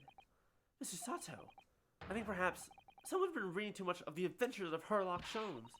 You can never read too much of it, Mr. Naruhodo. Never. I don't think she's wrong, though. Inspector Gregson, back so soon. I threw that little Japanese fella in the clink. I went and reported this to the investigation division. Involvement is Tom. This place will be cordoned off by the yard. Oh, I see. Well, we better be leaving then. Poor Mr. Natsume must be feeling very low, being back in his cell again so soon. I'm sure. We should probably go and...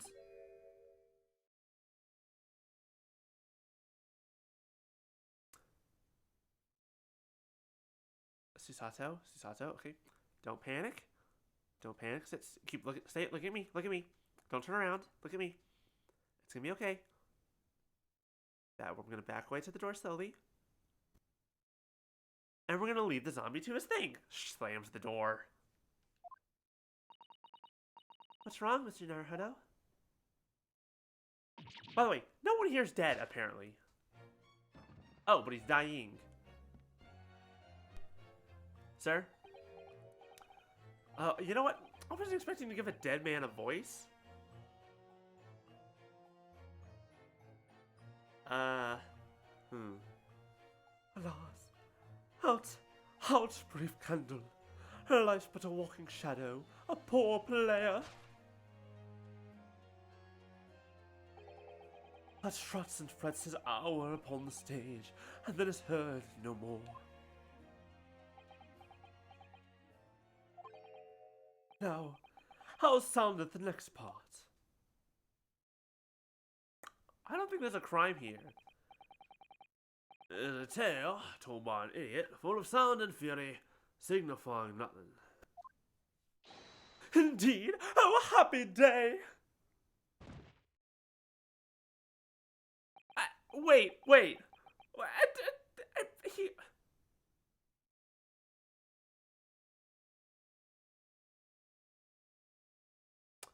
I'm sorry? He was alive? I mean, he's not anymore, but he was?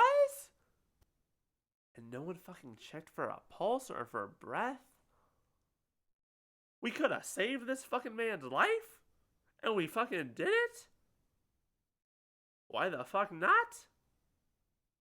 This is your fault, Gregson? Yeah, you're the inspector? You should have figured that out. I don't blame Herlock Sholmes. He's a dumbass. He's a himbo. But dumbass. Walking Dead! No, that's... Well, yeah, no, that's not for like another 100 years, almost. I think now he's dead. The fella isn't dead at all. What was that nonsense he was saying, though? I think, yes, it was from William Shakespeare's Macbeth. A soliloquy from Act 5, Scene 5. Shakespeare? Is he still alive? Have we checked that? So it was that the victim, Mr. William Shakespeare, came back to life. If the man had indeed been poisoned, it transpired that it hadn't killed him. He was taken by emergency carriage to a nearby hospital for treatment. And Inspector Gregson evicted us from the scene of the crime. Whatever that now was. I mean, on the bright side, Mr. Natsume kind of keeps... Okay, we'll deal with whatever the fuck that is in a moment. On the bright side, Mr. Natsume keeps ending up in almost murders. If this is another almost accidental murder, that'll be something very interesting. But anyways, February 21st, Briar Road. Whatever you think will happen now? Good question. What a strange situation for Master Natsume. Arrested for murder, but then the victim comes back to life. I think perhaps the victim was never dead in the first place. It seems very likely that Mr. Shakespeare did consume poison as we deduced, but was it an accident, attempted suicide, or attempted murder? Until the truth can be established, I imagine the police will keep Mr. Natsume in custody. I suppose so. Let's hope it doesn't come to anything more than a night in the cells. Oh, what's this? You look familiar. What's that man doing over there? It looks like he's trying to sneak into Soseki-san's lodgings. Is something wrong, Mr. Naruhodo? Excuse me? Could we have a word?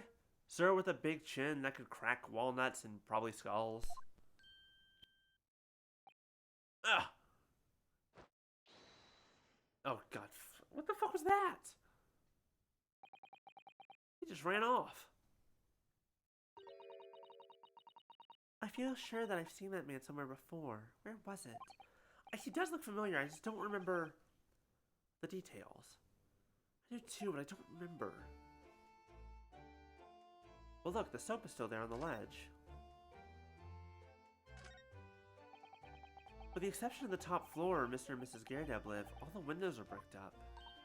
Yes, that's because of an old window tax that was charged on the number of windows a property had. In order to pay less tax, the poorer members of society filled in many other windows. But the tax has since been abolished, hasn't it? So the windows could all be opened up again, surely. Unfortunately, it would appear that the residents of this district can't afford to pay to have the work done. Yes, that is a sad state of affairs. Especially for people like poor Mr. Natsume, who have to live all cooped up in a windowless room. I suppose that's the price you pay for living on very cheap accommodation. It all seems rather pointless when you put it like that. I really just wanted to look at the soap again.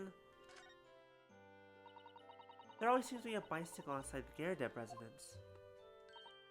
I read that bicycles are extremely popular all over Great Britain at the moment, in fact.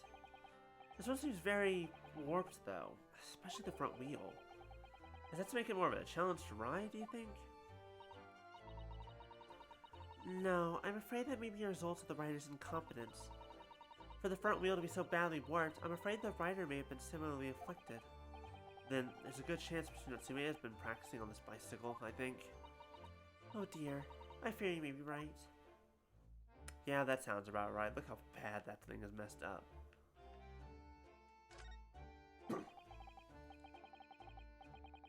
The Garedeb household and Mr. Natsume's lodgings are in a prominent position there on the Count corner. Sometimes when I look at the building, I can't help feeling that it's at a bit of a slant. It does rather look as though it would collapse at even the smallest earthquake, doesn't it? It is supposed to be haunted as well. I think I might have a hunch as why Saseki-san is such a hunched back. That's right, that's the case of the haunted lodgings.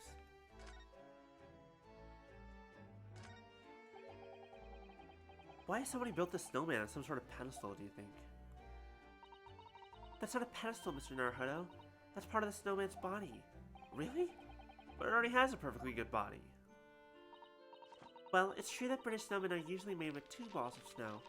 Perhaps this is a foreigner. And now we're looking at him as if he's strange. Poor man. I know how he feels. If anything, it's Japanese and British 2-ball snowmen that are the strange ones, isn't it? After all, real people do have 3 sections. Head, torso, and legs. You ever think that perhaps you think about things too much?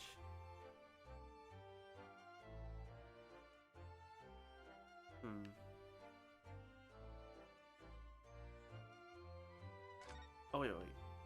Hold on.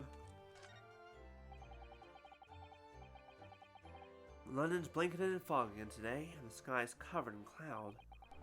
When you look carefully in the distance, you can just make out the Crystal Tower being built. The Crystal Tower, yes. The centerpiece of the great exhibition that's open in 6 months' time. Uh-oh. Wait, 6 months' time is the, that's the present. Everyone's talking about the great exhibition of London at the moment, it seems. Well, it's to be the largest event of its kind anywhere in the world, with technology and scientists from all over. I can't wait for it myself. Think visiting students from the Far East like us will be granted entry? The last great exhibition that was held in London had more than 6 million visitors, it seems. And this time the British are determined to make it an even bigger success, to outdo the Paris expedition. I see. That's an incredible number of people. And with so many people expected to attend, we should easily be able to slip in unnoticed.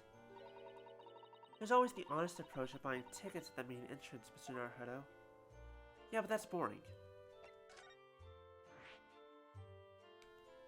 Oh, right. I forgot we should go talk to Garedeb.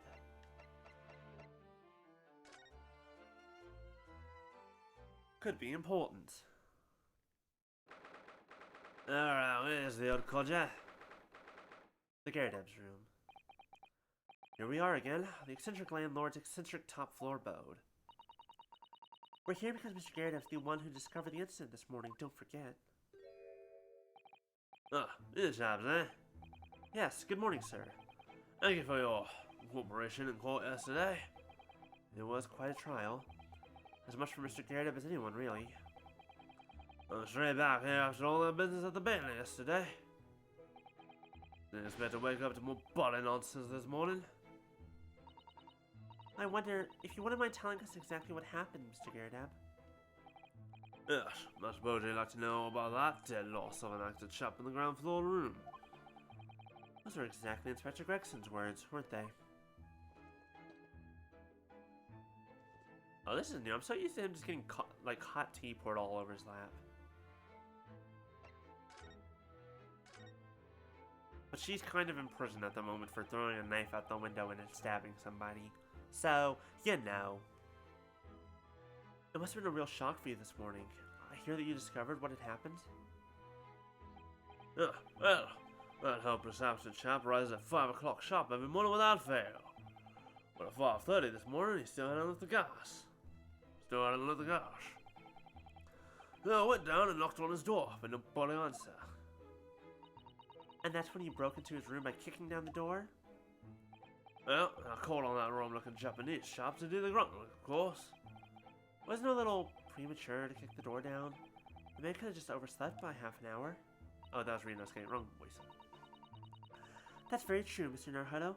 If 30 minutes oversleeping warranted such behavior, I'd have to kick your door down every morning. Oh, no. You know, better be safe than sorry and all that. Is it just me, or is he avoiding our gaze now all of a sudden? Except that it was a sorry situation indeed that you found on the far side of the door, but don't worry, he ain't dead. He just got hurt. The victim's name is Mr. Shamspeare, I believe. Is that right? Yes. William Shamspeare. Took the ground floor room 3 months ago now. And how would you describe him? In a word, destitute. Destitute? Well, that just sounds rude. Oh, let's face it, the only legitimate feature of that room is the cheap rent. Anyone wanting to live in a place like that is either broke or has a body screw loose. It's hard to choose which category Sasaki-san would fall into. Probably a little bit of both. Mr. Naruhodo, that's a little rude. Is doing research as well. Research? Into what? Shakespeare, of course. Shakespeare! Read a few plays of the old bard myself, you know. Romeo and Hamlet and all that. Close enough. Yes, William Shakespeare is England's most highly regarded classical playwright and author. He's known as Sao in Japanese, as you know, and many of his works have already been translated. So, why? It seems incredible that Shakespeare was sorted to Sao, though. Someone was too heavy-handed there. There were a lot of costumes in the victim's room, actually, weren't there? Of course, Mr. Natsume is a scholar of English literature as well. I imagine he and Mr. Shamspeare would have had much in common. Shakespeare interpretation disagreement leads to shocking murder. Well, let's hope it's not that. Shocking attempted murder, by the way. Mr. Naruhodo, really, how rude. I was in my thoughts, that was not loud.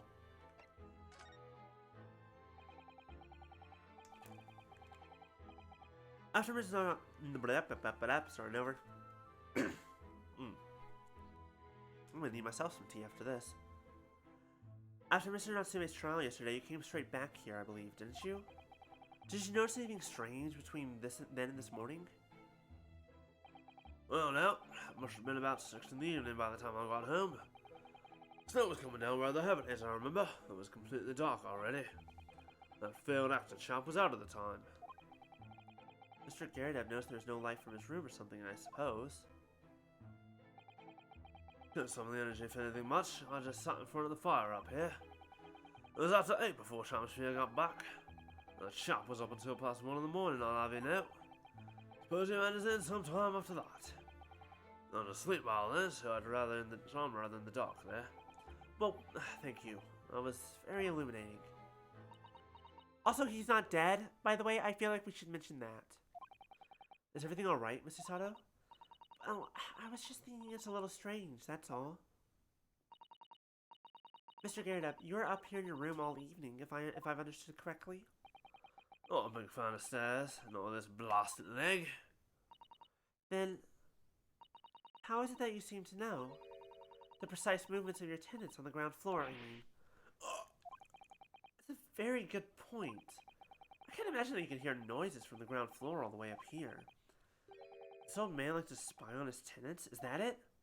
I say, I know what you're thinking, and it's a bally outrage. I'm ex-military, don't you know? I don't go around spying on my tenants. Oh, would I? Boredom? Then how did you know, Mr. Garridab? The gas woman.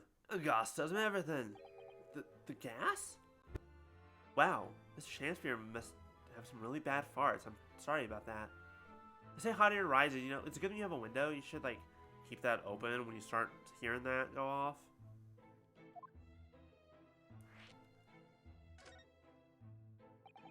What on earth do you mean, sir? How can the gas tell you anything, let alone everything? Well, as you're probably aware, the gas is supplied to the building by pipes. Yes, I'd more or less worked that out. Every room in the building is connected by a single pipe to the gas main outside, and the gas company supplies gas to properties via the main. Yes, I understand that too. Let's see if I can explain. Let's say I was to light the gas lamps up here. What do you suppose would happen? Well, obviously the room would get brighter. Exactly. Well, at the same time, the lights in the other rooms of the house would dim for a moment. What? They dim? Why? Perhaps it's because when you light a gas lamp, it briefly uses more gas than usual. And that reduces the amount of gas in the pipe for the other lamps that are connected to it. That might explain why the other lamps dim momentarily, mightn't it? Oh, yes, of course! Because everything's connected to a single supply pipe! Is that supposed to happen, though? It sounds rather undesirable. And a little bit unsafe. Jolly good point. Fact is, the gas company's pipes in these parts are pretty hopeless. Long worn out. Barely got the gas in them to start with. Opposite's also true, of course. Extinguish the lamps up here and they glow brighter than the rest of the house. Right, I see. So by watching the flickering of the lamps in one room, you can determine what's happening elsewhere. You've got it. Of course, because when people come back home in the evening and before they go to sleep at night, what they're guaranteed to do is either light or put out their lamps and fires. Clever. In point of fact, the room on the ground floor and the one above it use slightly different amounts of gas. Now watching the lights in here closely, I can work out almost exactly what's going on in the whole house. Gosh, that's fascinating, Mr. Garridab. Absolutely fascinating. And just a little bit creepy, but that's fine. Oh, well, not to do it really. I can't really see that it's going to help us with the case either. I think it will, actually. What I'd like to know is why Mr. Garridab is so interested in what his tenants are up to in the first place. I feel like there's more to it than idle curiosity. Well, we've done as much investigating here as we can, I think. Perhaps you ought to go to the prison and speak with Mr. Natsume again. A good idea. Alright, so here I'm going to take just a quick 3 to 5 minute break. No, well, actually, no. Yeah. Yeah, I'm going to take a quick break and get some water. Get some more water. I won't get up, walk around, do a quick stretch. We'll be back in just a moment. I was thinking about making some tea, but then I realized I have to wait for water to boil, and that'll take way too long. So we're not doing that. Tea will come after. Yeah, quick break, and then we'll be right back. So I will see y'all here in just a couple of minutes. Shouldn't take very long, but I will run an ad in the meantime. Alright, we'll be right back.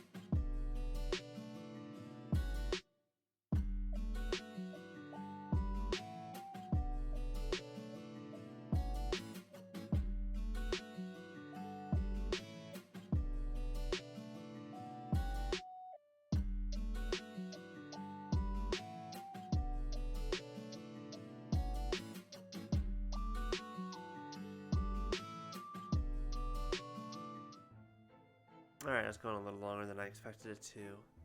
Hello, Maya. Welcome back. Sorry you came in at the time that you did, but also hello, and I'm glad that you had a fun conversation with the BRB screen. Also, guess who made tea when they said that they weren't going to, and then I made it anyways, and I just have to let it sit for a while. Someone remind me to check on this tea in 10 minutes, because it has to seep. I have throat coat. Alright, anyways, back to it. We are on our way to the prison. We can see Mr. Natsume again and be like, oops, sorry, our bad. Hello, Maya.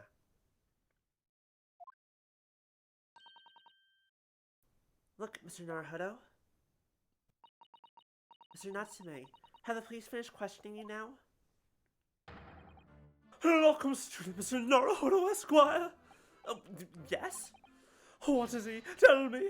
Is he a ghost? Is he here to haunt me? Well, let me guess. You're talking about Mr. Sholmes? He actually calls himself a great detective, Mr. Natsume, not a ghost. But his diabolic deductions. They're not of this world. They've left me. Cursed! I'm cursed, I tell you! Well, I hope not. Well, that sort of hurts. Credit is due, Mr. Naruhodo. You were heavily involved in the deduction, too. Yes, moving on. We have some wonderful news. Oh? The victim we all thought was dead has come back to life again. You don't seem that surprised. Now, in the absolutely worst case, you could only be tried for attempted murder. Hold on. Now, in the absolutely worst case, you could only be tried for attempted murder. That's great, isn't it, Mr. Natsume?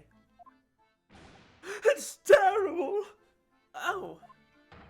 I'm stuck in this cell, suffering for some silly, wrong end of the stick. This man's fun to voice.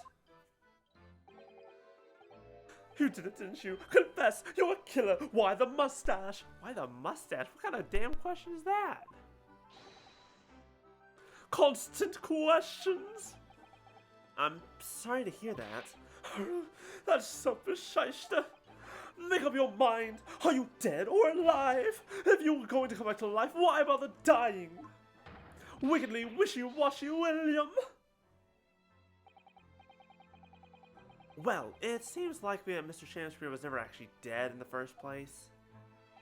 Oh, yes, that might make sense. And I'm pleased that he's alive, of course. Our lively debate last night was much fun. I'd be sad to think it was our last. Okay, Natsume, here's the point where I say, don't fucking lie to your lawyer. Let's not fucking do that. Oops.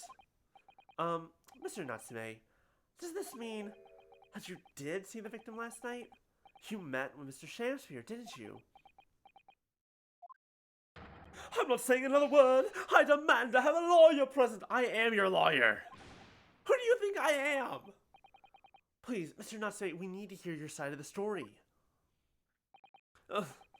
Why am I cursed like this?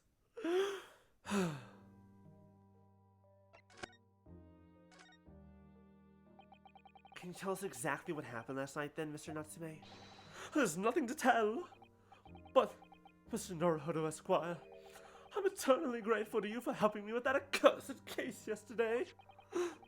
The case that saw poor Miss Green hospitalized and she ended up with a knife in her back.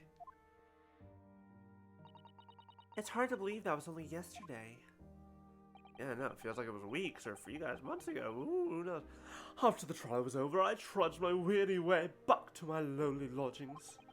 And that evening, at 9:30 it must have been, I visited Mr. Shamspeare. So, you did go to the victim's room, then? As we feared.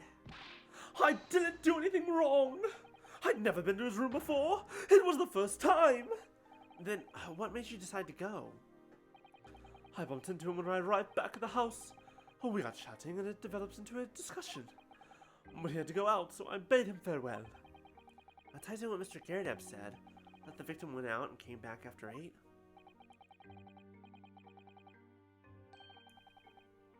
Shakespeare was known for such riveting plays, such as Himbeo and Juliet, Baconlet, and The Taming of the Crew Cut. Because boy, does that need some taming, that's for sure.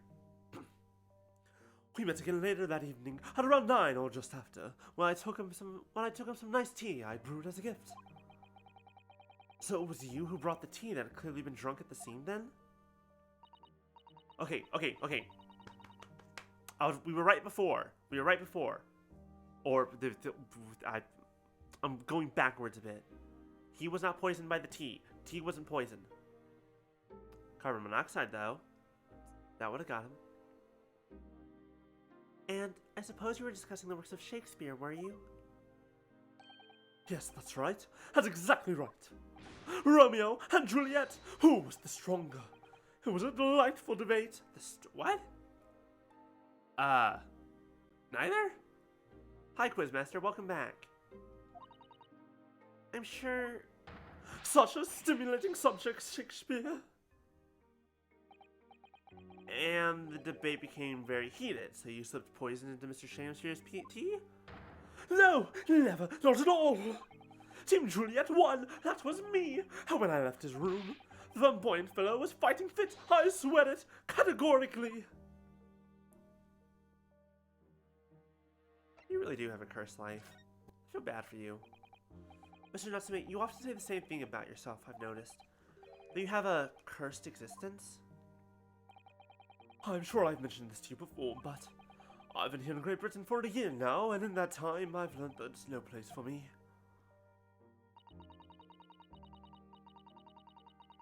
Well, welcome back to break. Game is going. A man we thought was dead, not dead. He came back in a very interesting way. Thought he was a zombie, I almost shot him, that's fine.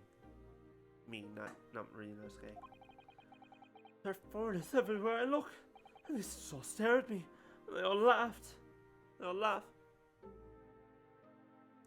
Not dead. Yeah, not Shakespeare was dead, then he was alive, then he collapsed. This man.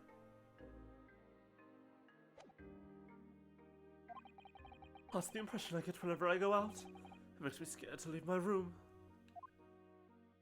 Yeah, no, it completely makes sense for Ace Attorney. Which is why I'll become a recluse. But even in my room, I find no respite from my fears. I've moved more times than I can remember, and then 1 week ago I moved into Briar Road. But why? I mean, why did you choose that place? It doesn't look very comfortable. Because the rent is cheap. I have so little money, it spoke to me. The rent? Obviously, there's a reason why it's cheap. Because the room is cursed. Cursed? Cursed how?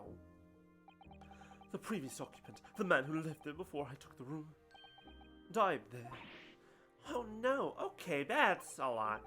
He was only a young man, but one morning he was found dead and no one could explain why.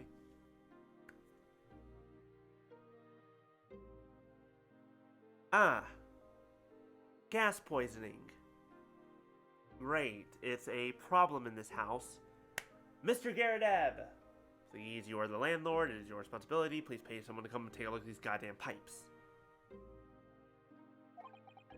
Surely no one would want to live in a room with a history like that. I didn't. When the letting agent recommended the place, I wavered. But I want books, and books cost money. A horrible history is a small price to pay.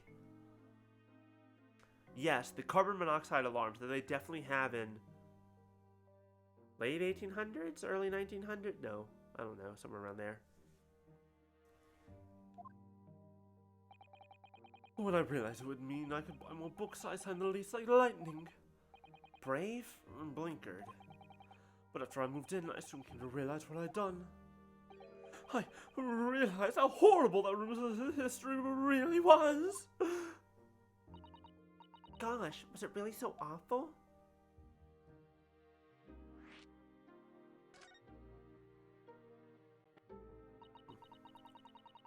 How did the room's horrible history affect you, Mr. Natsume? What happened? At first, it was just a feeling. and the feeling of beady eyes boring into my back, watching me. Do you think that might have just been your mind playing tricks on you? No. My mind doesn't know any tricks. It was someone else. It's been one long nightmare ever since I was given the keys to the place. A nightmare? You've been having bad dreams, you mean? All of the souls who died in that room lean over me in my sleep and try to strangle me. Yeah, no. That's gas poisoning. That's carbon monoxide. And or sleep paralysis. That's sleep paralysis. That's what that is. Bet there's a tiny hole. Hiding hole. That's also possible. We saw someone staring in before, but the problem is, Soseki is on what Americans would call the second floor, what the British call the first floor, because they have a ground floor and then a first floor, because that technically makes sense, actually. Differences of wording. That you do? Yeah. So, he lives on the first floor. He's not on the ground floor, so you can't really see through, especially because the only hole we found through the bricked windows was on the ground floor. Anyways, where was I? I think it's gas. And now I come to think about it, it happened again last night, too. The very same night that Mr. Shamsbury was writhing in agony from the poison in his body. I was on the verge of being suffocated silently by those miserable spirits in my room. You simply must move out of that room as soon as possible. Yes, you're right. I know it, and that's why I'm already searching for the next room with a history to call home. Or you can just go, well, actually he does end up going back to Japan. We already know that. I think perhaps you should try to avoid accommodation with any kind of history at all. Otherwise, I'm scared that you yourself may become history.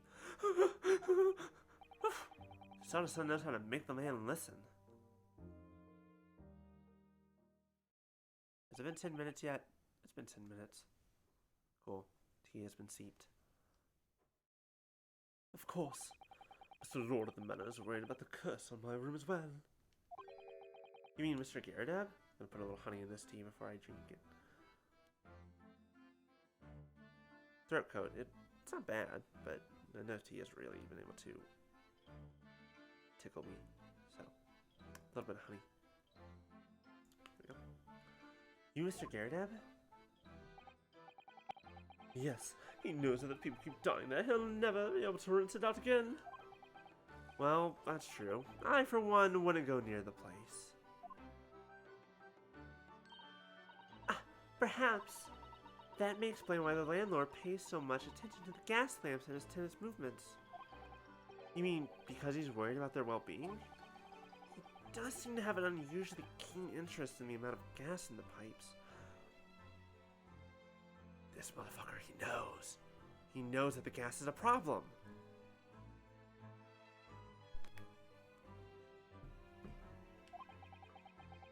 There must be a reason why he keeps such close tabs on the occupants of his let rooms.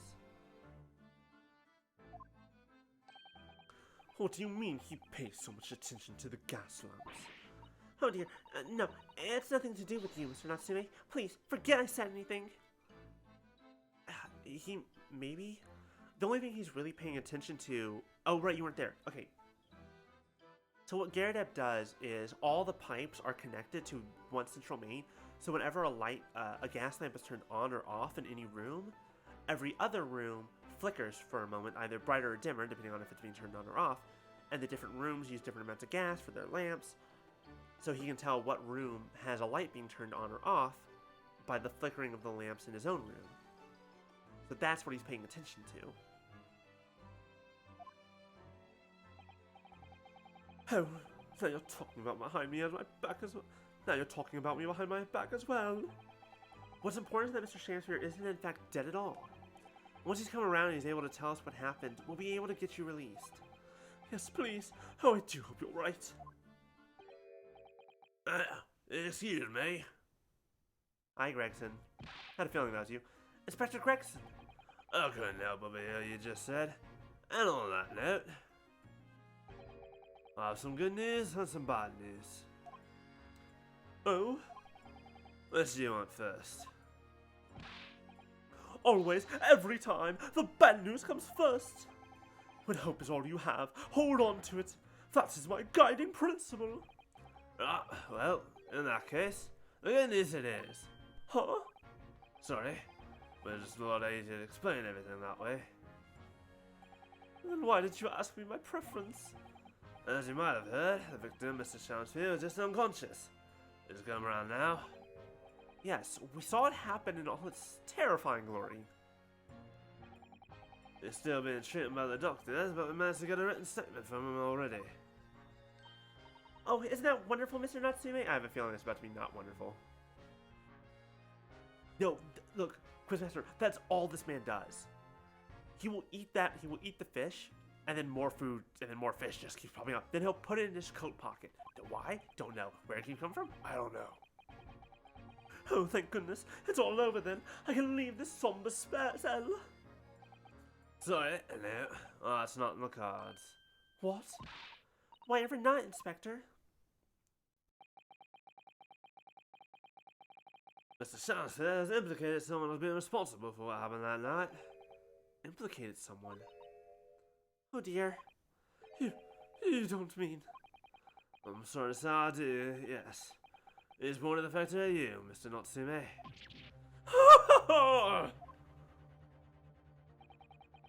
My sweet poison that is secret in my life. That wicked Scarlet. So second Natsume. Ah, crap. No! The TARDIS pocket. I'm afraid you'll be paying a court as planned. We're wanting to make the necessary preparations.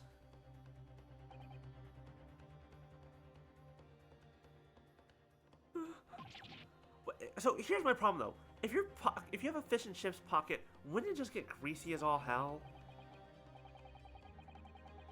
Every time you go in to reach for more fish and chips, your hands get covered in grease, right? And so, once again, Soseki-san found himself having to take the dock in the Old Bailey. Whether his room was haunted or whether he was just terribly unlucky, I knew I had no choice. That's why you carry a handkerchief? I guess that's fair. The following day, I would represent him in court, and do my utmost to break the curse that blighted him.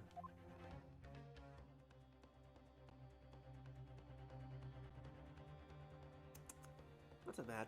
Honey helped. Honey helped, I will say that. Honey definitely helped the throat coat. In this pocket, I'm assuming you mean the grease, is dripping into the void.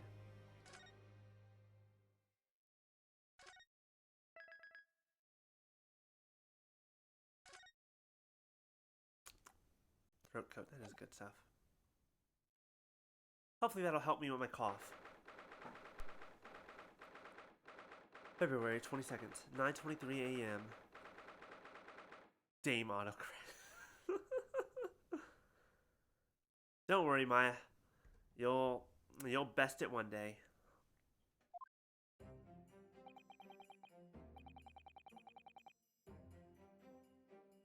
The Old Bailey.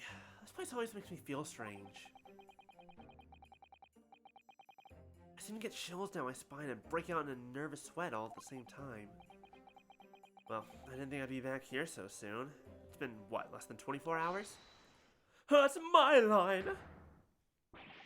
Good morning! Good morning, Mr. Natsume. It was only 2 days ago that I was declared not guilty. Okay, 48 hours. Guilty here. Yes, we somehow managed to prove we didn't stab Miss Green in the back.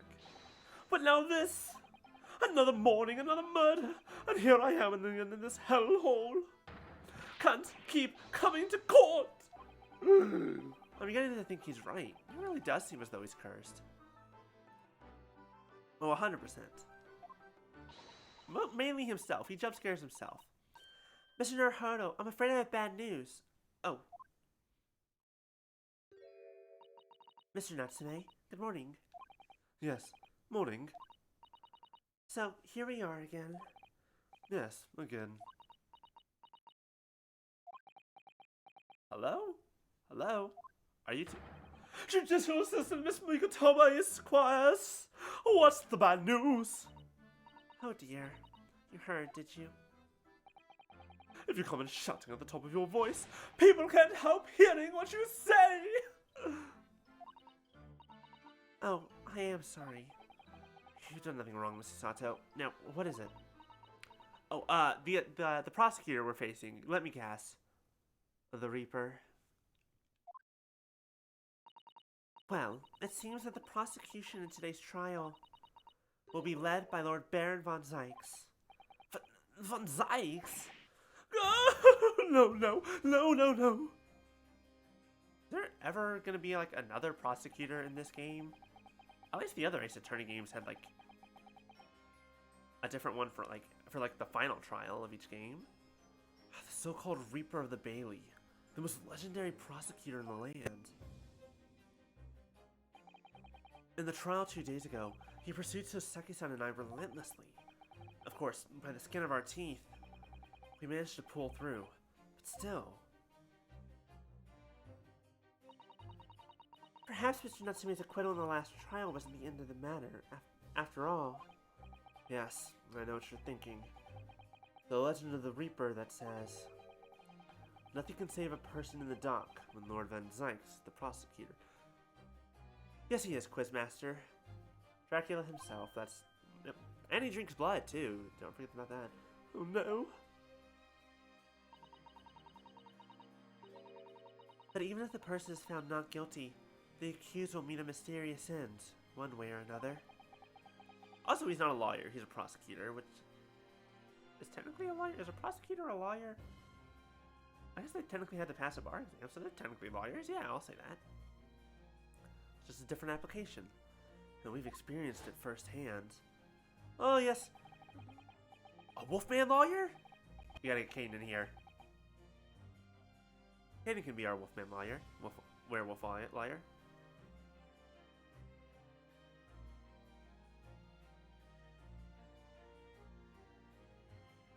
Okay, a man was successfully defended and met the most terrifying end after his acquittal, right here in the Old Bailey. Oh, to Mr. McGinnis, he was... Oh, quite a murderous little lad. Okay, good. Yes, thank you. Thank you all for letting me know that I'm not stupid. Do I have to put up with those ice-cold eyes boring into my soul again? Cursed by evil spirits and now by the Reaper. Pair of petrifying perils, potentially. Well, if it's potentially, at least you appear to have hope, Mr. Natsume. Welcome, student Mr. Naruhodo Esquire. Yes? I'm innocent. You have to believe me. You more than anyone now. Don't worry. I'll be your steadfast ally every step of the way in this battle. I promise. And this promises to be a hard battle, I fear. Don't worry, it's only the second case. It's not going to be that difficult. Unless we technically call it the 7th case, because these two games led into each other very directly. Well, the trial is scheduled to begin shortly. We should move into the courtroom. Let's go. Oh, yes, I forgot to say. I'm afraid he won't be able to make it. Mr. Sholmes, I mean. That's probably for the best. For a lot of reasons. Also, he's never... Only one time has he ever actually shown up in court with us, and that was at the end of the last game. Oh. If he were here, I might be tempted to rely on his help. Oh, hold on. That was weird. If he were here, I might be tempted to rely on his help. Help with what? What the fuck does he help with? And that could be seen as a weakness. If Lord Von Zykes were to notice, he'd prey on it mercilessly. Yes, catch up. It's very important. Very good. It's good stuff catching up on that critical role. This most recent episode, fucking buck wild. For reasons. At least, that's my gut feeling. Mr. Naruhodo. You're right. Yes, you're so right. Well said, locum student, Mr. Naruhodo Esquire. Well said. I swear on the sword at my side and on the spirit of Kazuma that it harbors. I'll show him what a Japanese lawyer can do. I'll set you free. With honor. Oh, yes. Oh, yes. You really don't need Campaign 2 to watch Campaign 3. Campaign 1, however, might be necessary.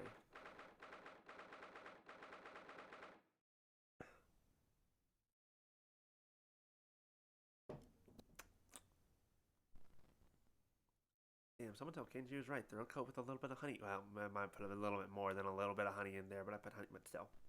Not bad. It's pretty good. Am I a tea person now? Am I turning into a tea person? Do I like tea now? That's something I have to come to grips with.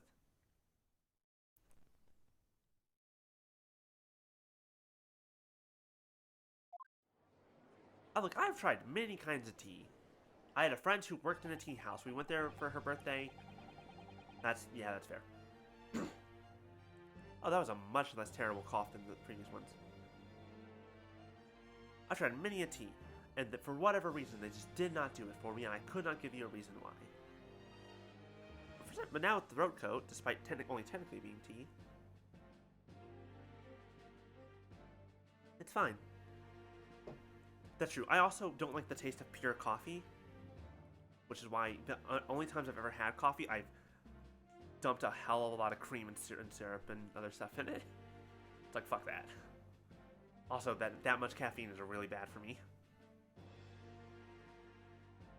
In the name of Her Majesty the Queen, I hereby declare this court to be in session.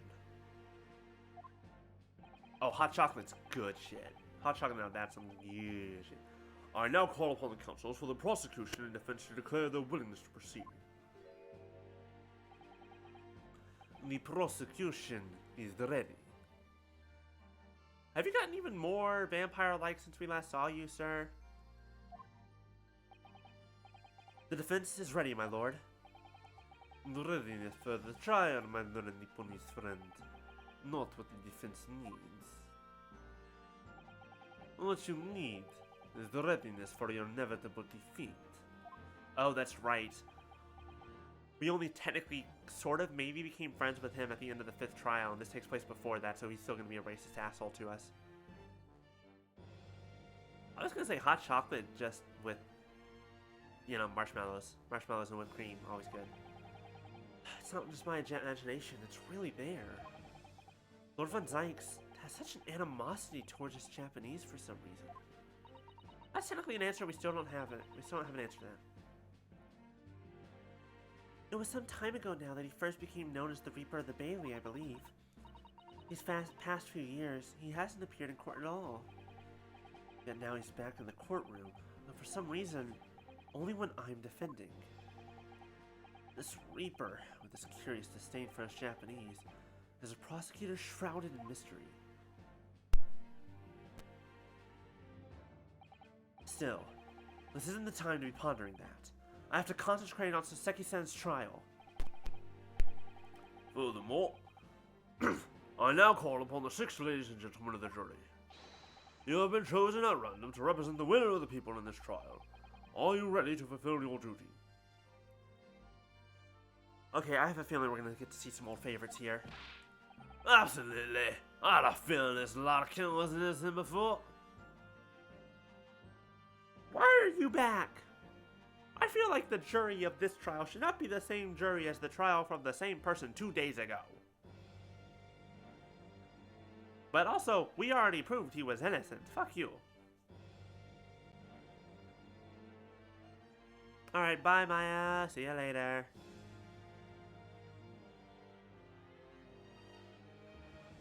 Like.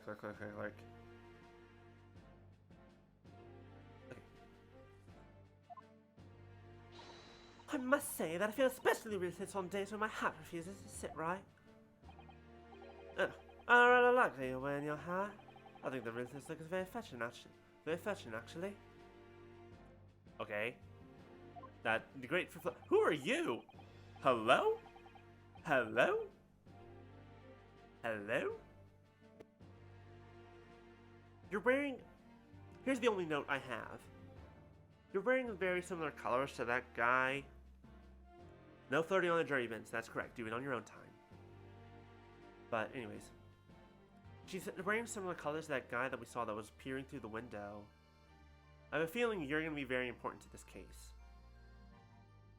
I need to be somewhere at 10 o'clock. I have a very important meeting.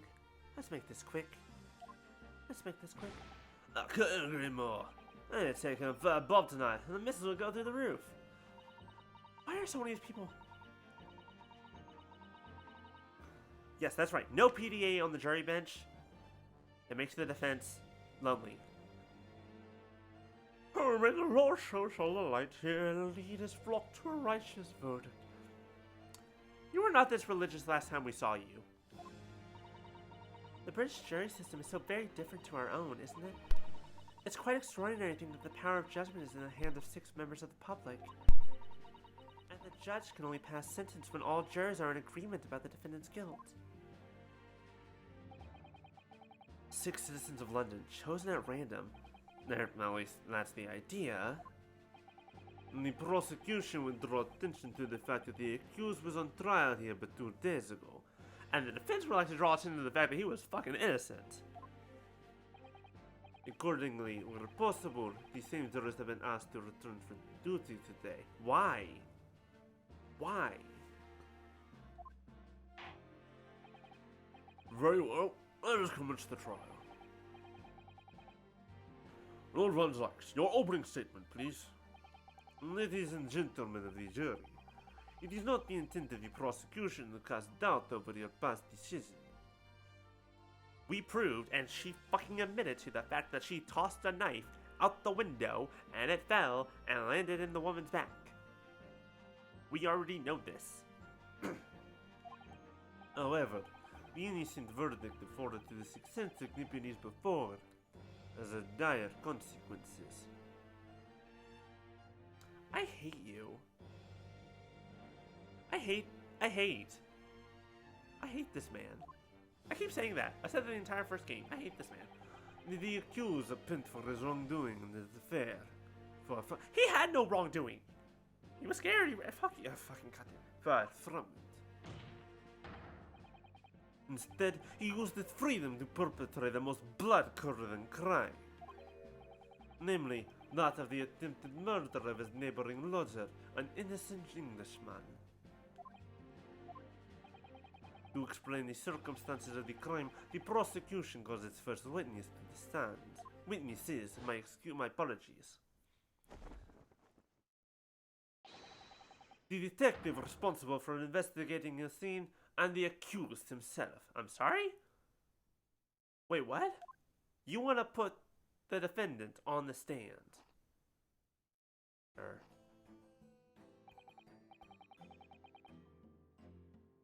Oh yeah, absolutely. Witnesses, your names and occupations, please. That's it. The boss, Gregson, Detective Inspector at Scotland Yard's Homicide Division. Oh, Sasaki Natsume from the Empire of Japan. My government ordered me to come here as a student to study your language and culture. The boss, Gregson, professional fish and chip eater at your service. Hold on. Where will we? Oh, hold on. It's fish and chip time again. Mr. Natsume. Yes, my lord, sir. I'm quite sure I'm not mistaken that you swore an oath never to set foot in my courtroom again. I remember it as if it were yesterday. The day before, in fact, my lord, but close enough. Believe me, this is the last place I want to be. Inspector, let's hear from you first. Explain the case for the court. Oh, sure, sir. Yeah, boy. The incident occurred at the Gadab household where the defendant has lodgings.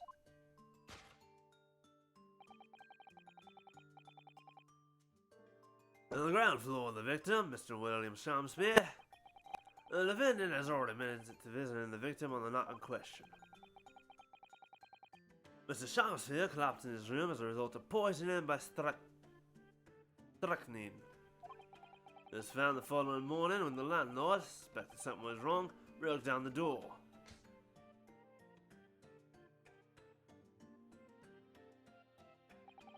This means, I presume, that the door to the victim's room was locked at the time of the incident? Correct, my lord. It was locked from the inside, making entry or exit from the room impossible. Spamlet. Spamlet. Romeo and Spamio? Yeah. Spamio and Juliet. McSpam. A Mid-Spammer's Night Dream. Sure, there's plenty of others I'm just forgetting. Spamello, yep.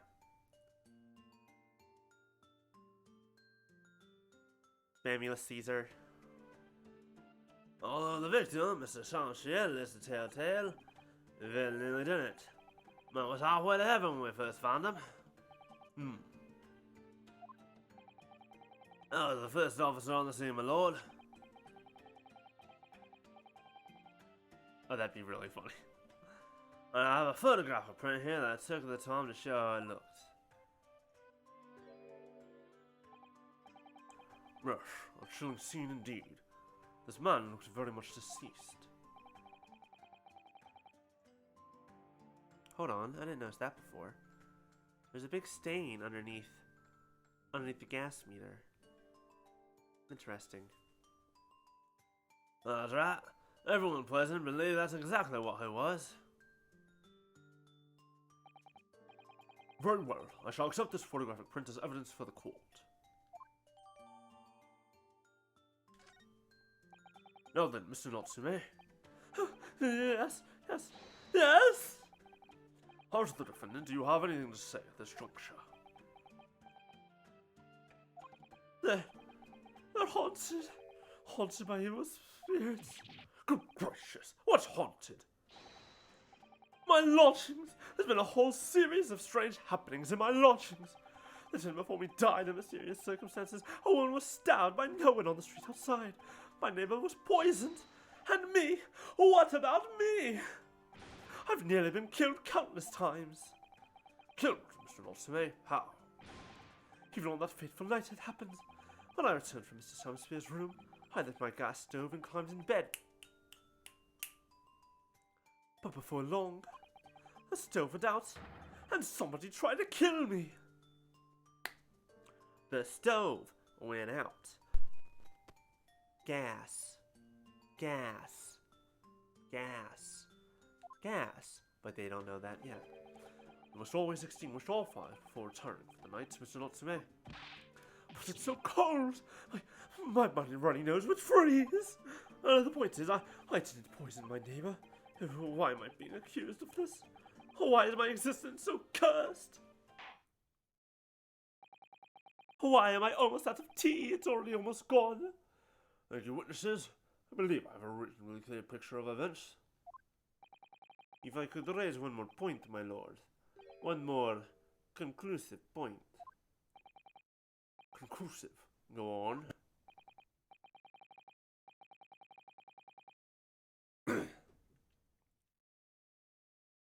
Oh, right. No, this is bad. Fortunately, the victim, Mr. Shamspeare, has regained consciousness after his ordeal. That's true. And he has named the two culprits. That's why I only made enough water for one cup, so that's also that. The poison consumed by the victim was administered in a cup of tea that he drank on the night in question. Tea, my lord, that was brought to the victim's room by the accused. So here's what I'm thinking. First of all, fuck. Second of all, I wonder if Shamspeare thinks he was poisoned, but just wasn't actually, and just doesn't know it.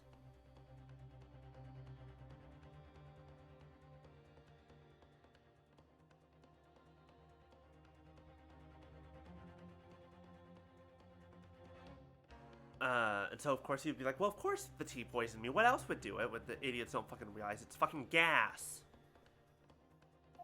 Fucking damn it. The accused. Good grief. Okay, this is bad. Order! Yes, that's the crux of this whole case.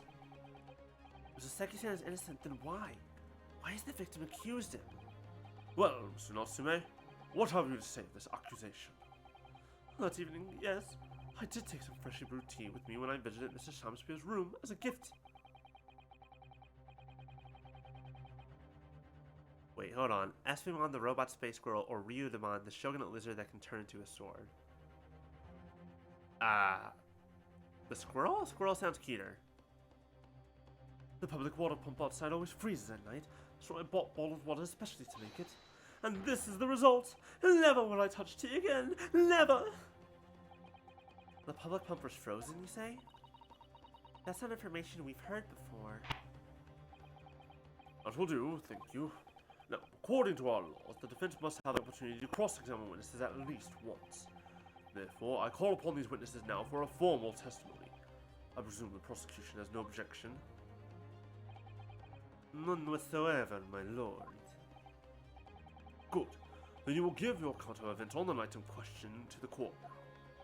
Yes. Yes, my lord. Yes, my lord.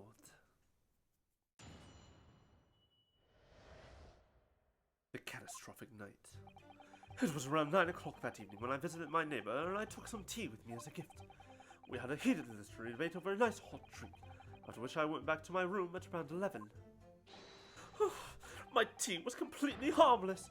He couldn't have locked the door behind me otherwise, could he? Drachnin takes some time to have an effect on the body. People don't keel over immediately after taking it. Shit, sounds like they know what poison it was. The victim would have been perfectly able to lock the door after his gift left. The argument still stands. It's a tiny little lizard wearing a samurai hat. Oh, those are both good. They must fight for my affection. The end. Yes, I see. It all seems relatively straightforward.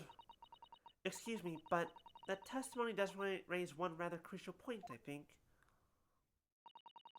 Mr. Natsume claims his tea to have been harmless. Presumably, though, the teacups have been examined for traces of the poison, haven't they? Why didn't I think of that? Because you're a fucking idiot. Well, as it happens, no. We haven't been able to. Did I hear that correctly, Inspector? Scotland Yard has failed to examine the suspect's substance. How could you overlook something so important? Isn't it the first thing you should have done, I say, as the person who didn't even think about it? My learned Nipponese friend is falsely incensed. The inspector said Scotland Yard was unable to examine the tea, not that it was overlooked. Unable? Why? Simple enough. There was none left. Not a drop. Someone must have been very thirsty indeed. With current scientific techniques, it's not possible to test for poison under such circumstances. We only need a drop. But that one drop does actually have to exist, funnily enough.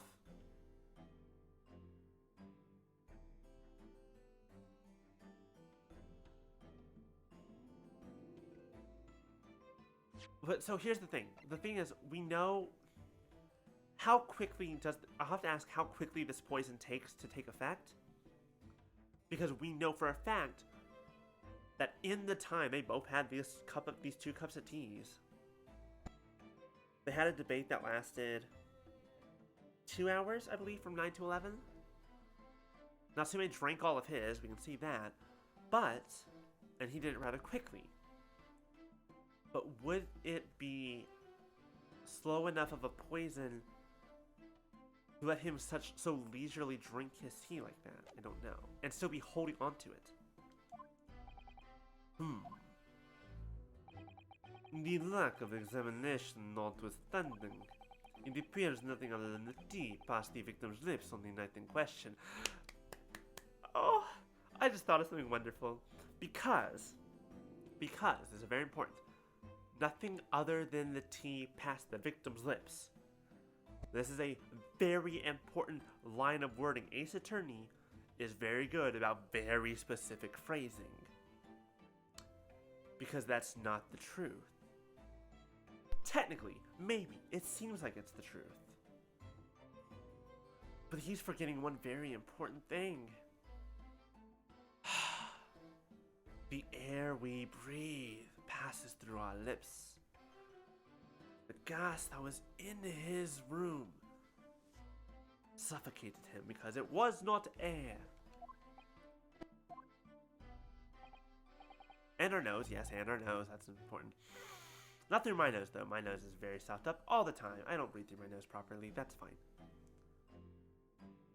Once again, why would anyone make a robot body that cannot breathe through that can't breathe properly, or that needs to breathe? I don't know.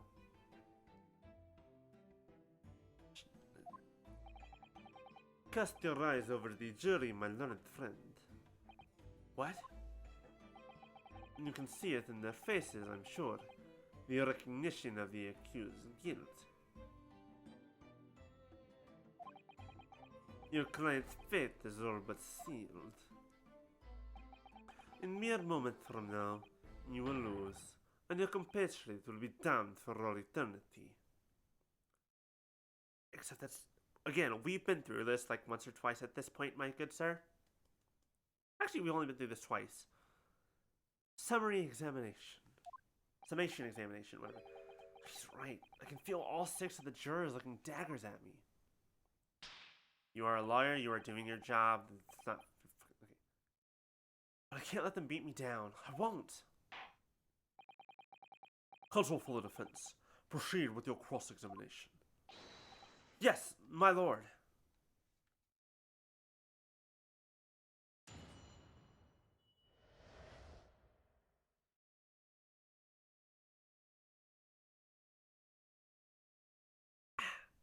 Tea has been finished.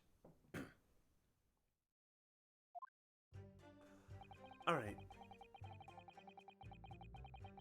Hold it! Were you and your neighbor good friends then? No! We weren't friends. Not at all. Not at all. Never. Ever. A simple no would have sufficed. Oh, he doesn't have his armband anymore in this outfit, so he's just going to be holding up nothing. That's interesting. Then, why did you decide to pay him a visit? Mr. Shumsmere fancies himself as having great literary knowledge. As a fellow scholar of English literature, we find much to talk about together. Come now, no Nipponese could understand the finer point of English literature. Alright, fuck you, buddy. I know I give you this vampire accent, but stop being a fucking asshole.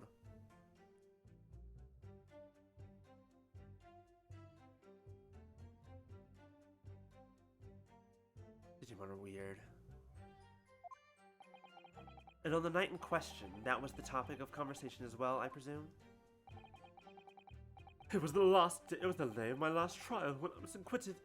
I just arrived back at my lodgings when I ran into Mr. Shumsmere outside on the street. That was at around 6 o'clock. We exchanged one or two pleasantries, but it soon turned into a heated discussion. He was on his way out at the time, though, so I promised to visit his room that evening at 9 to continue our debate. But did I have ill intentions? No, not one, not two, not any. Not at all. Never, ever. A simple no would have sufficed, I feel. Then tell the court what did happen when you visited the victim's room. We had a heated little bit of a nice hot drink. Hold it! Okay, so it was 2 hours. They were there for 2 hours. A literary debate about Shakespeare's works, I think you said, didn't you? Shakespeare. Oh, a very worthy topic of conversation, I must say. Oh yes, my lord. Romeo and Juliet, who was stronger? It was a profoundly pleasurable parley. Romeo and Juliet, who was stronger? I know I'm going to regret asking this, but how did the debate go? Well, we both agreed that we would reach a conclusion more quickly with a reenactment. So we battled it out in a Greco-Roman style, naturally. What? Mr. Shumsmere had all sorts of costumes in his room for just such a contest. So when you say a reenactment, you mean you were actually in costume? He as Romeo, I as Juliet, and after a vigorous wild tussle, I as Juliet come out on top, a victory I'll cherish forever.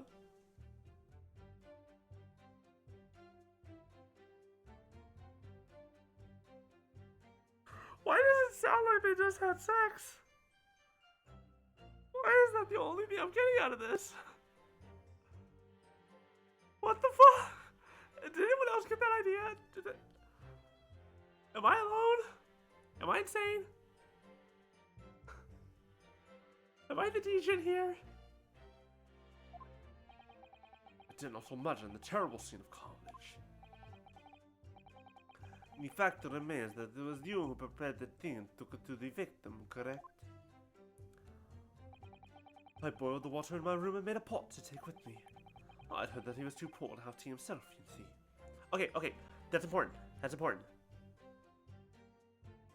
I mean, yeah, but whatever.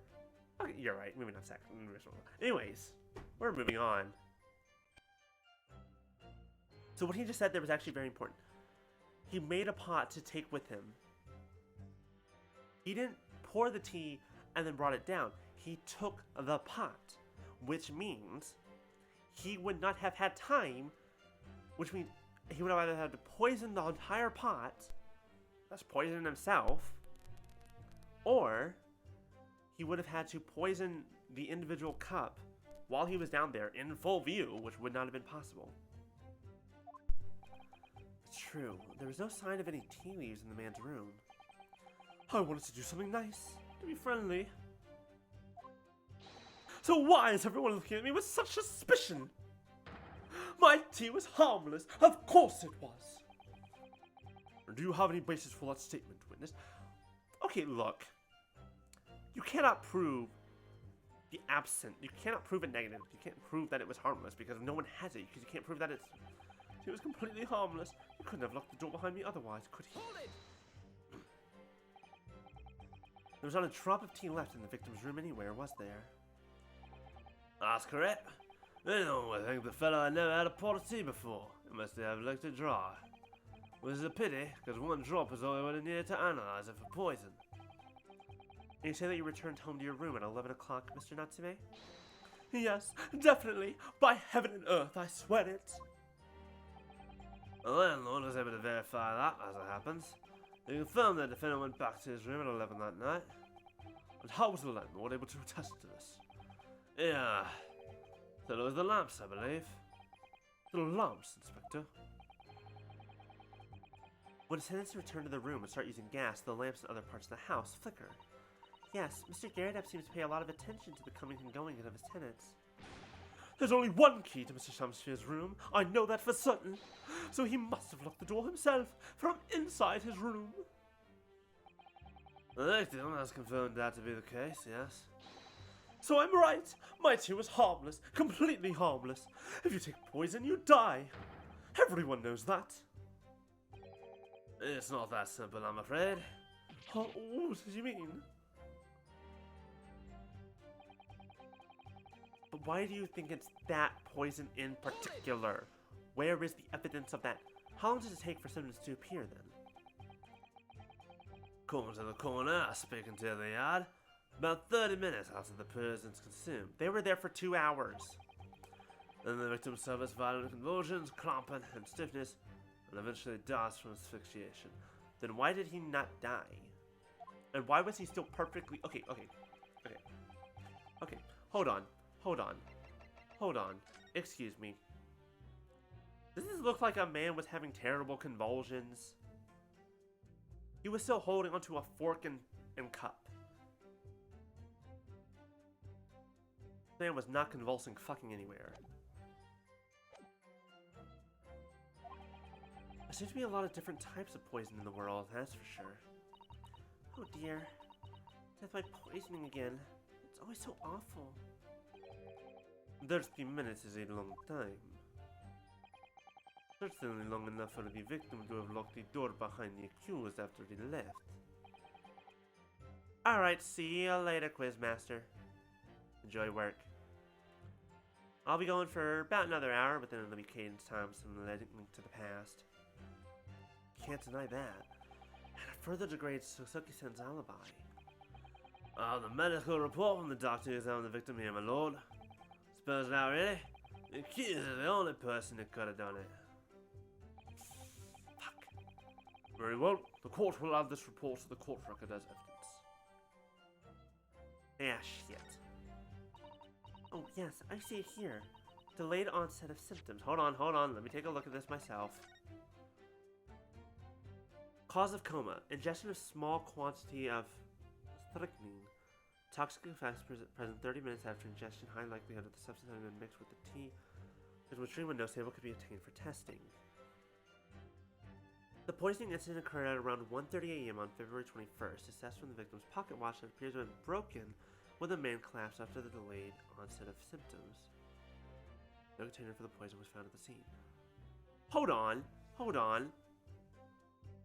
If the incident occurred at 1:30, but Soseki left at 11, and he had the tea, how in the hell did it last another 2 hours?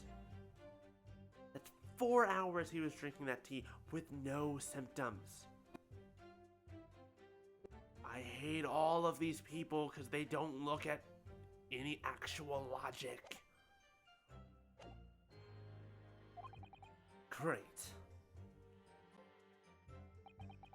Look, I would have been perfectly able to lock the door after his guest left. The argument still stands.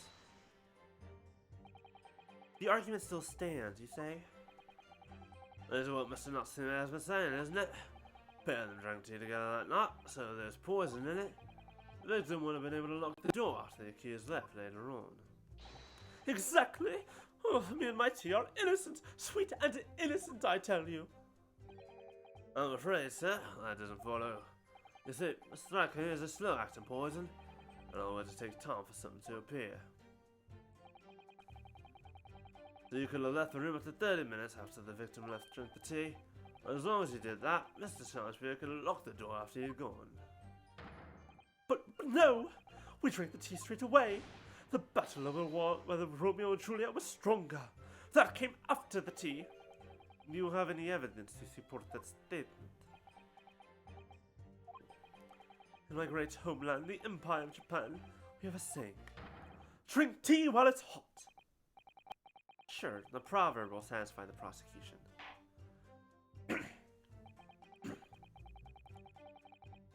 Afraid there's no conclusive proof to support the defendant's assertion.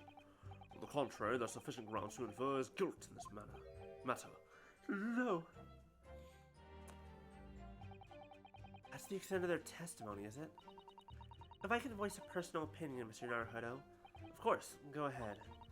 Mr. Natsume is arguing for his innocence so adamantly and so persistently. Yet Inspector Gregson just brushes what he says aside. It's really quite infuriating. I agree. So we need to find an inconsistency in what the inspector is saying, I think.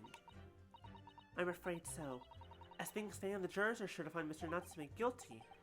As I see it, we need to focus on is the poison and the tea. Listen carefully to his testimony again. Yes. Alright, forget you.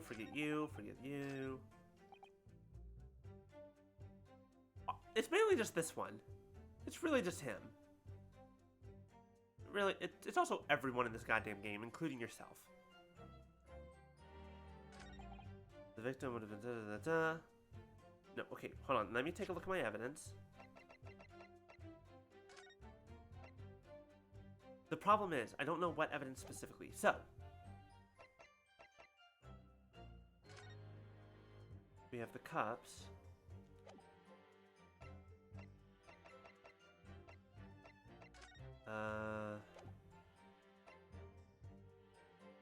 Okay. So, we know that the poisoning incident happened at 1:30 a.m. Long after he left. Strychnine takes some time to have an effect. People don't kill over immediately after taking it. I almost want to present the autopsy report to Soseki-san. Soseki-san? That's San. And to Soseki and just... because that, I want to agree with him. Let me see what else we have. Alright, so we have the teacups. We have the metal quart, we have the envelope. These are not going to come in helpful, I'm pretty sure. Hold on! Hold up! Wait a moment. Hold on. Wait.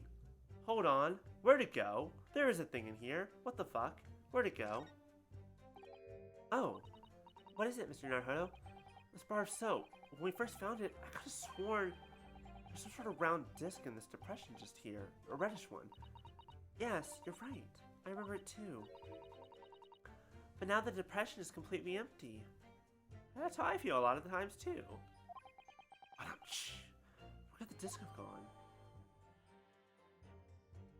The medallion disappeared. Why did it disappear? Where did the medallion go? Hello? Are you hiding in here? Medallion? No?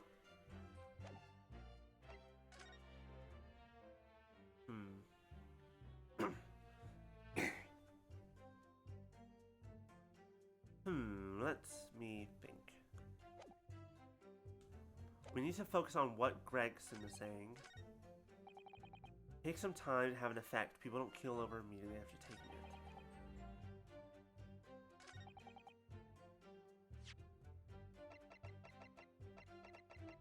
The teacups used by Shamsbury and Natsume, there's no tea ring on the inside of Mr. Natsume's cups. And reported, obviously mentioned the poison. I feel like I have to try that, right? Like, it's the only thing that makes sense at this point. As to very specifically mention the time in which the poison occurred.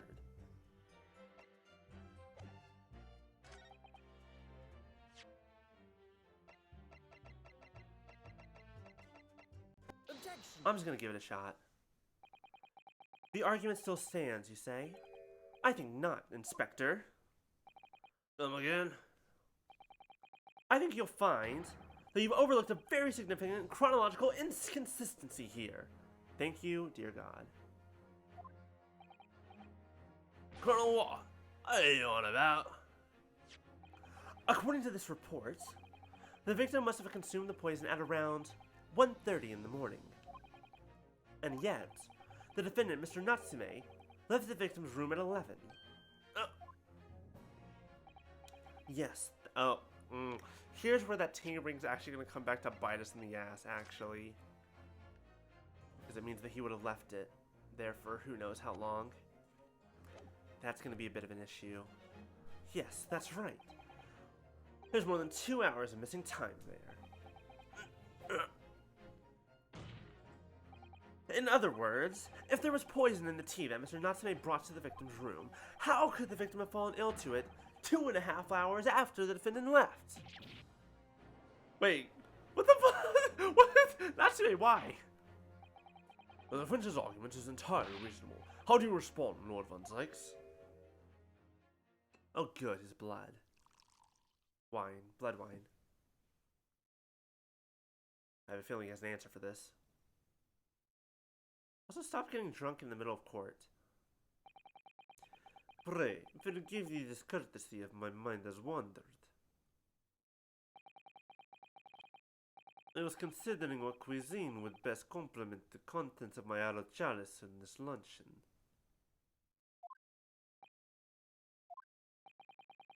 How could it have happened, you ask? I do hate to shatter illusions, but my Nipponese friend appears to be chasing a phantom idea. A phantom? It is so hard to imagine that the victim drank his tea after the accuser left. For example, at the time stated in the medical report. Yes, at around 1:30. Mr. Natsume brought the tea with him to drink together with his neighbor. In Japan, there's a well-known saying, drink tea while it's hot. Objection. Okay, that doesn't help. And in my country, there's even more apt saying. There is nothing more refreshing than cold tea.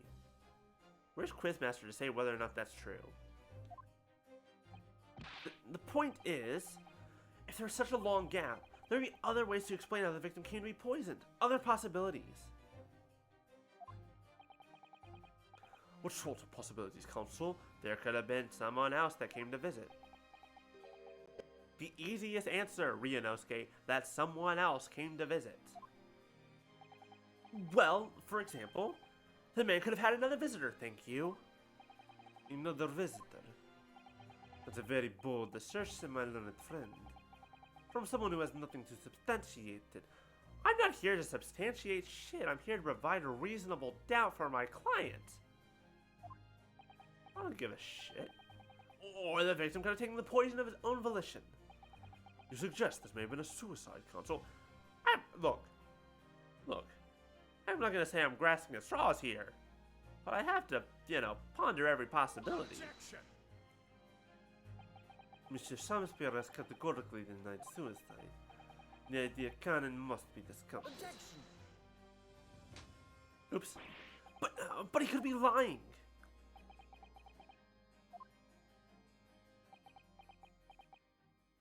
I mean, yes, he could be lying. Are you going to say something? There's something wrong, Lord Von Sykes. I was listening to the sound of the carriage pulling up outside the courtroom. Pray, forgive the discourtesy. Carriage? What carriage? It would seem that the key player in this case has just arrived. Ah, shit. Or is this a good thing? Or this is actually a good thing for us, because we can knock them down a few pegs.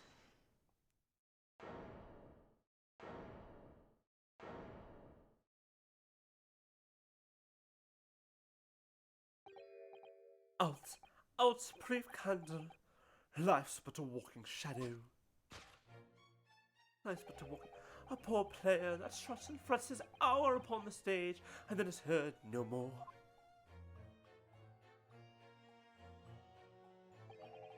This is a tale told by an idiot full of sounds and fury, signifying nothing.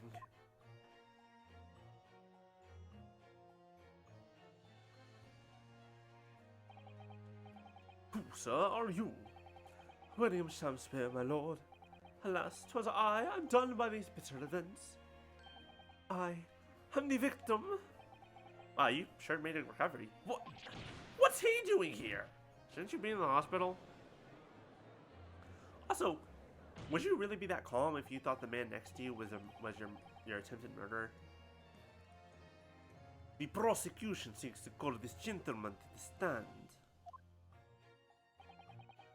With his testimony, my learned friend's futile resistance will be utterly crushed. You're calling him as a witness? I mean, he's the... Very well, counsel. I grant your request with interest.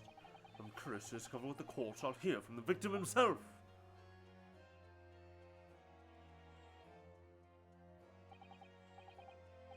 Happy am I, Shakespeare, to regale thee with my tale of woe, my lord. What? I still have my own tale to tell, my own tale of worse woe.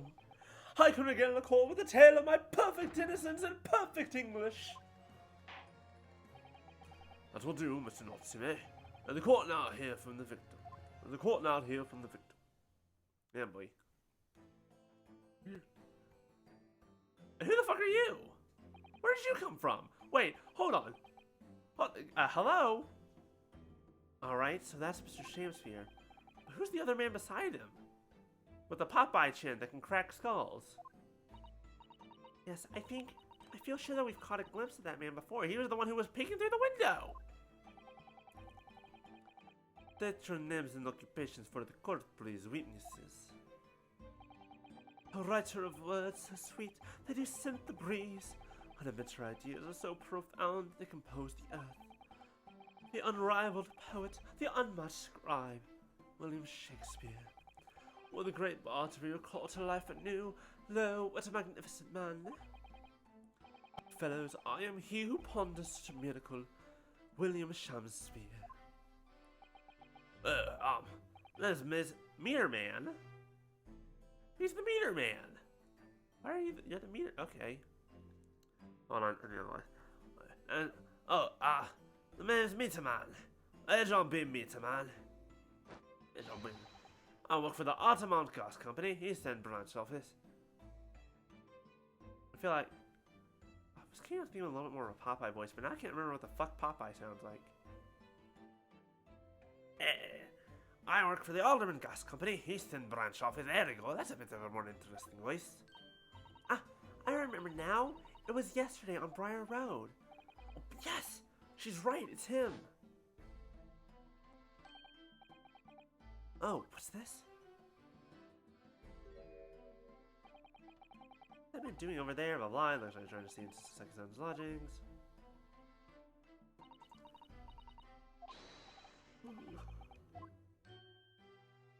You fucking bolted too.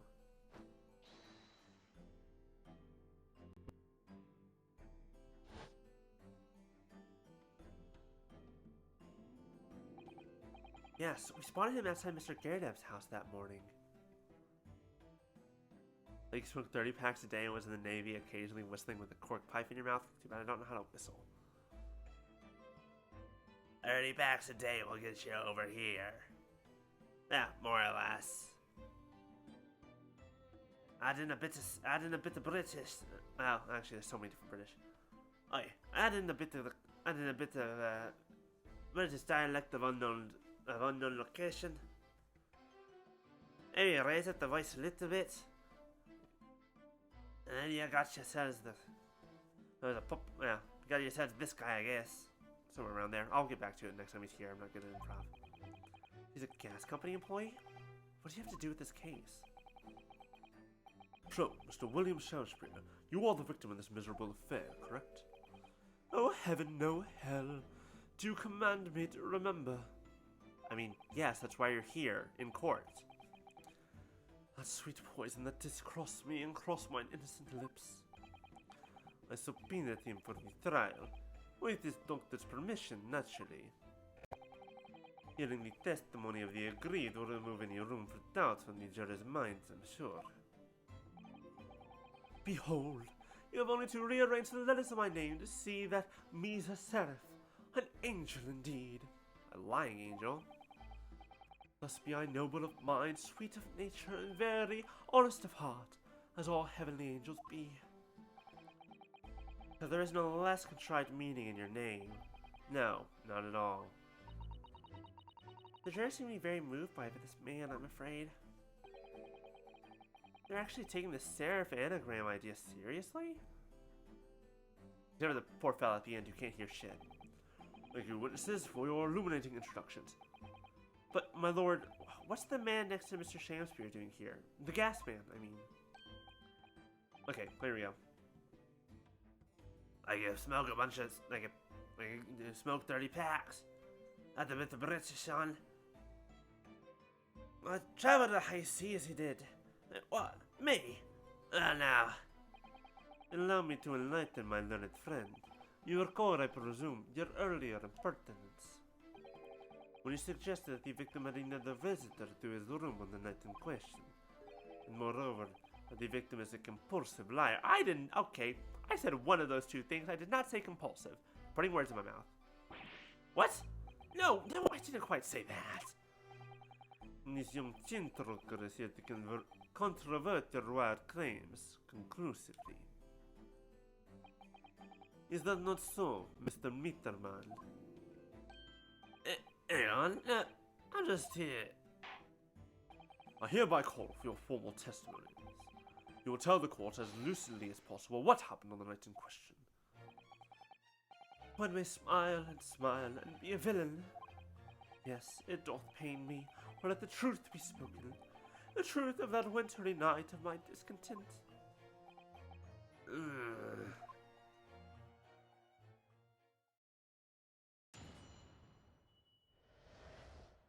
The wintry night of my discontent.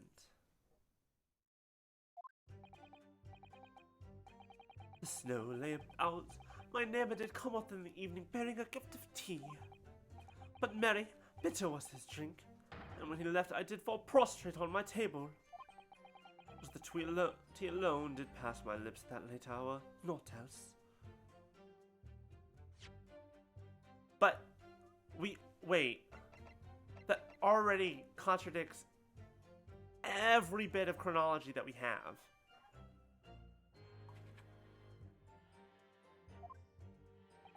I was outside this bloke's window in the freezing cold all night, keeping an eye on his room. No one else visited his room but that short little round-backed Eastern fella. So smug.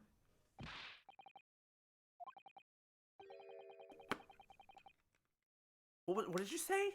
You were keeping an eye on Mr. Shakespeare's room all night? That's right. Cause the bloke's windows are blocked up, isn't it? There's a little gap in the brick so you can see into the room.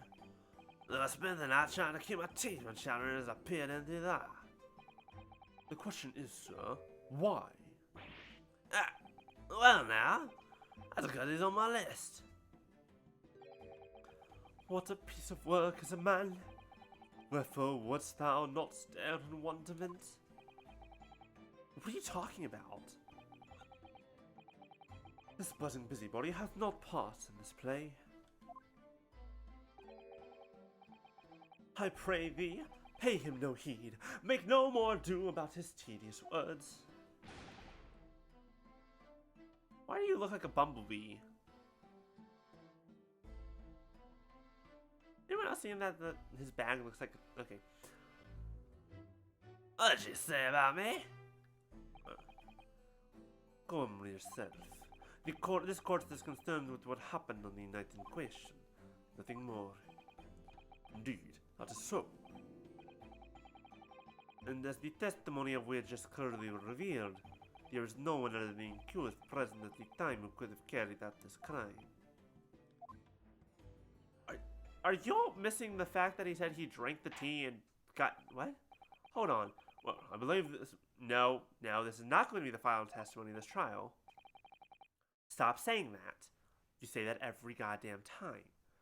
Now, counsel, the defense may proceed with the cross-examination. Yes, my lord. Yes, my lord. Anyways.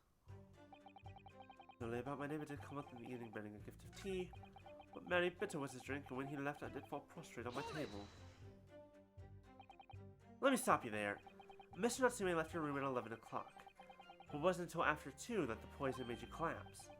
That amounts to more than 3 hours of missing time.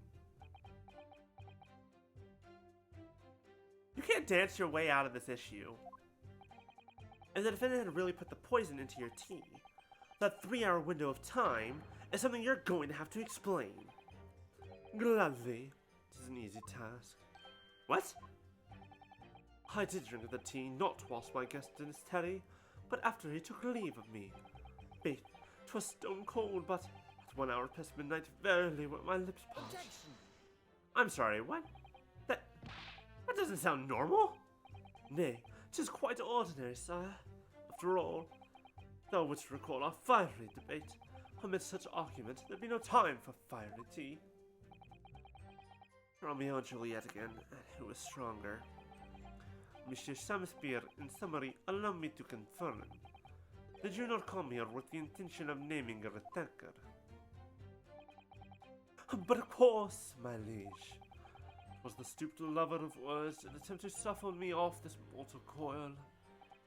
Ugh, you all know what that means. Well, shit, that doesn't help any. Not else. What's the deal with the soap, by the way? So, you didn't have any kind of evening meal? Dinner? Supper? Oh, fie on luxury, fie on gluttony. To eat thrice daily is but a waste of time. Sorry? I would that my belly were full, no more oft the sun doth rise. Well, most heroic eating habit. Wait. Well, most heroic eating habits, I must say. Night and day do I fill my hours with learned study of the great bard and playwright.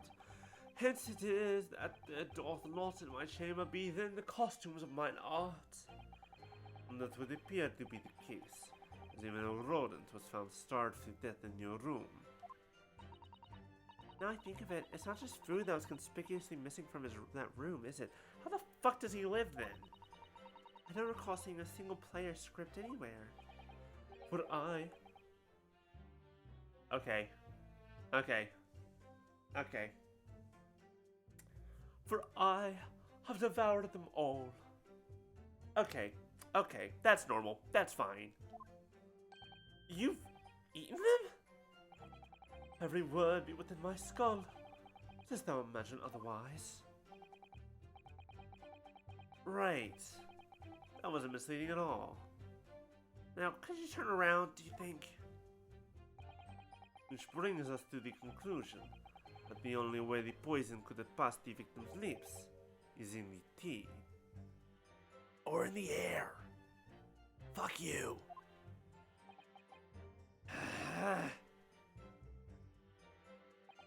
As outside this blows with another freezing cold on that. 30 smokes a day. But a little bit of English on the 30 smokes a day. That's about. Oh. Whatever. Clip what? Wait, what did I do? What did I say?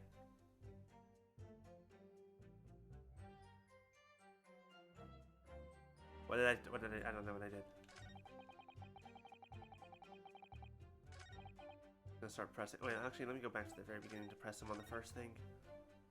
Hold it! Being sassy towards the vampire, you know what, that's fair. To be clear, by neighbor, you are referring to the defendant, Mr. Natsume? Oh, indeed, sire. Perchance thou wouldst that I call him the man from upstairs? And at what time did the mustachio Nipponese visit you in your room? A meeting was promised for the hour of 9, and lo, did he come to tender a gift of fragrant tea. Details which are in accordance with the defendant's own testimony, yes. And we were brought in such a literary debate as history had not seen before. By which I presume he means their discussion about who was the stronger, Romeo or Juliet? I, Shakespeare, did play the part of young Romeo, whilst my neighbour played the fair Juliet. Yeah. Each of us dressed as would our characters be, to bring weight upon our merry experiments. But do not imagine the scene. Frailty, my name is woman. Cast thou imagine how dismayed I was. Yes, I was heard at the Eastern Art of Jiu-Jitsu, but never did I dream it would be a skill practiced by the comely maiden. Juliet beat Romeo up? This is not helping our case. I believe the course has hurt to learn about your earth-shattering literary debate. Perhaps you could reiterate your statement about the tea that the accused brought to your room. My liege, I am thy servant. Gladly I would do thy bidding.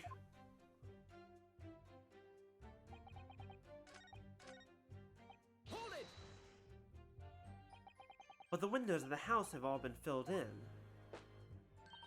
A historical artifact of the now defunct window tax that we've mentioned about 5 times. Yeah, you're right there. All bricked up horribly.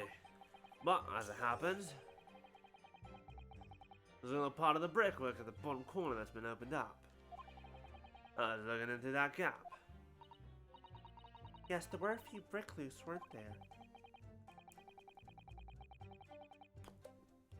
And for some strange reason, a couple of bars of soap lined up on the ledge outside as well. I like going around poking my chin in other people's business, especially on freezing cold nights. Too bad that seems like a really difficult thing to not do. Well, there's my orders, so that's what I'll keep doing, as long as there's breath in my body. There's breath in my body.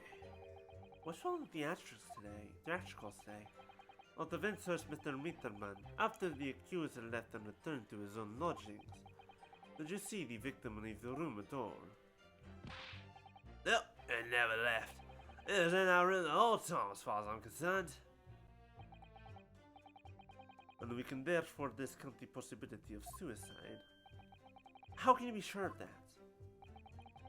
The police carried out a thorough investigation of the scene, found no receptacle for the poison. And since we know the victim didn't leave his room, and hence didn't dispose of the poison's container himself, it's clear that this was no attempt at suicide. Only the culprit could have removed the receptacle. Oh, yes. Lucidly explained, Consul. Thank you. It really was. Can't argue with the logic. Hold it! You say a short little round-backed Eastern fella. So you can't be sure it was the defendant then? Objection! How many other short little round-backed Nipponese with a mustache do you think there are in London? Well, of course, it's only a narrow gap and it's quite dark, so I didn't notice the mustache. I showed up around none, so I'm pretty sure myself. And when the person you saw arrived, did he and Mr. Shakespeare drink tea together? Did he and Mr. Shakespeare drink tea together? Should be a little bit more urgency. Nah, sorry, I couldn't say. Why not? Because I couldn't see in the room all that well, could I? What I did see was a silhouette of that little roundback fellow in a pretty dress. The pair of them sort of come kind of wrestling match. Tell you, I didn't know what to make of it.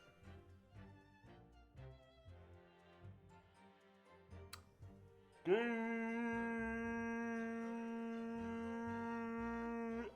sorry, moving on.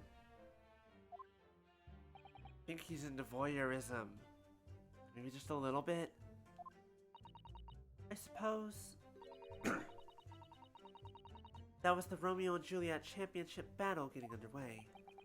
Mr. Mitterman, allow me to confirm one final time. Apart from the accused, can you state with certainty that no one else visited the victim on the night in question? No question. Gossman's on that.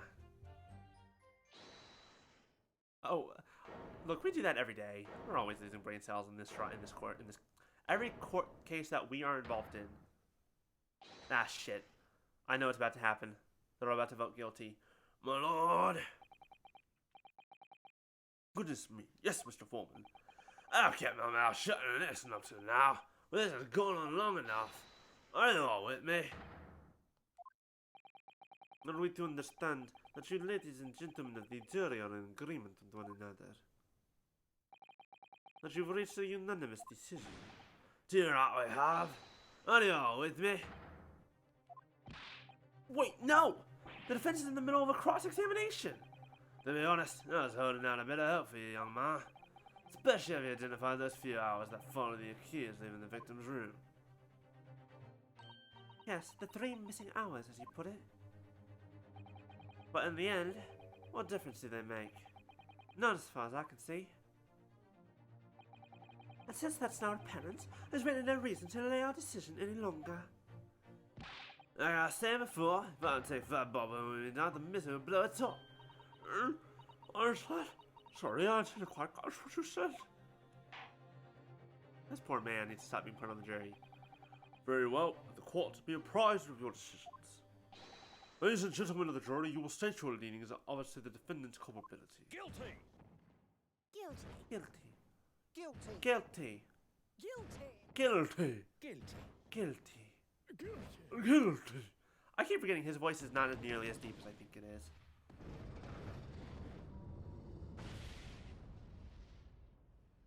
Well, shit. All of you. Well, it would appear that the jury is indeed unanimous.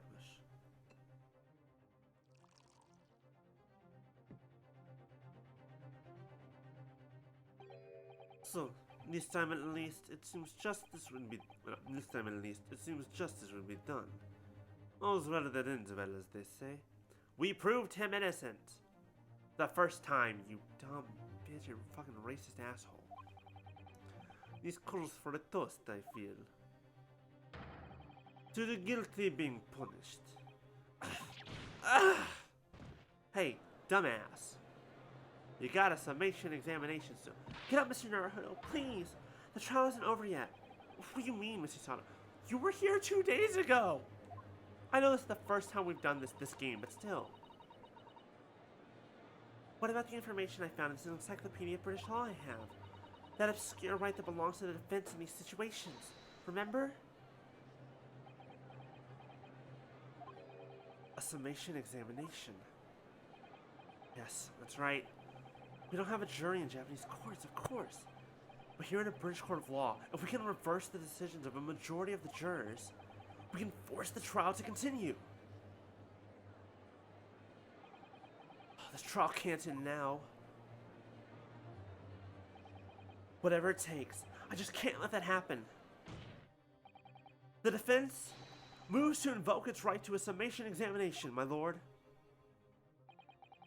Why am I not surprised?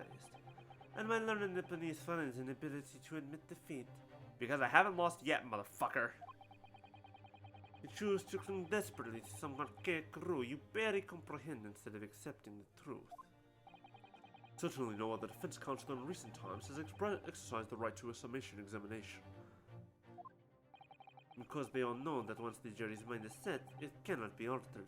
I've done this twice now, bitch. At this point in time in the story, altogether, technically will be the 4th time that we, as players, have done it. Nevertheless, the right remains and must be upheld. The defense counsel's request is granted. This court will proceed with summation examination as outlined in the Encyclopedia of British Law. Thank you, my lord. Are you and your fellows prepared, Mr. Foreman? Believe me, my lord, we know all about this young lad's tenacity. And we're ready for it. Yeah, because it worked on you before, motherfuckers. In that case, ladies and gentlemen of the jury, I hereby call upon each of you to state the grounds upon which you find the defendant guilty of the crime for which he stands accused.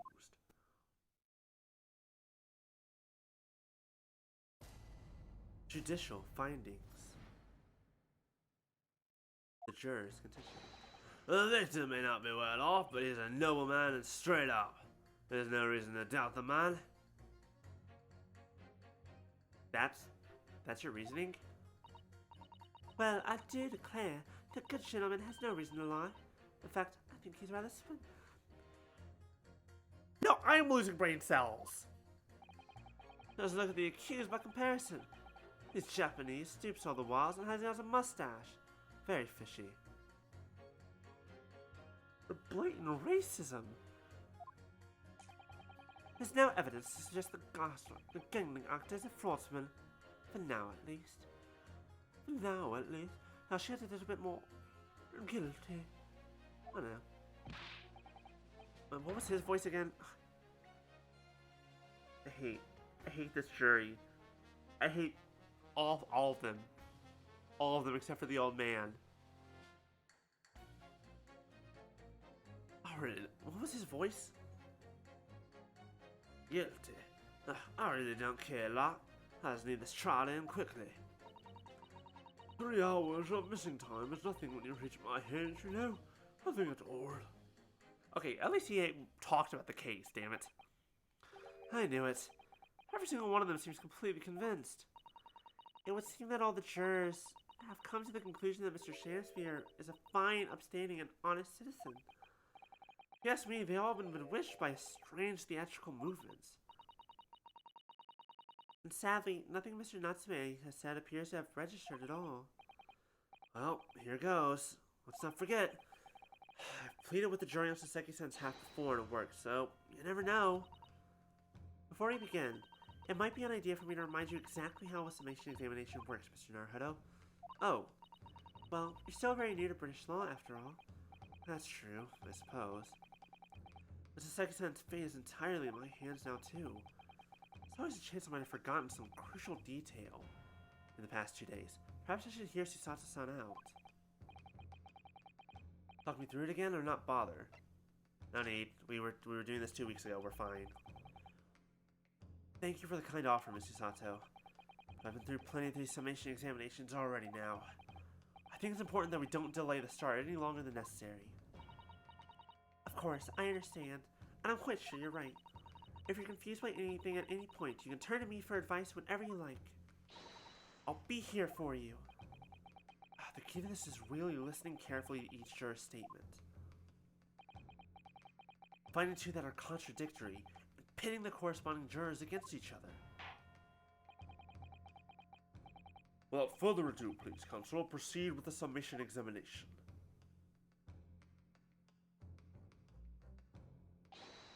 Yes, my lord.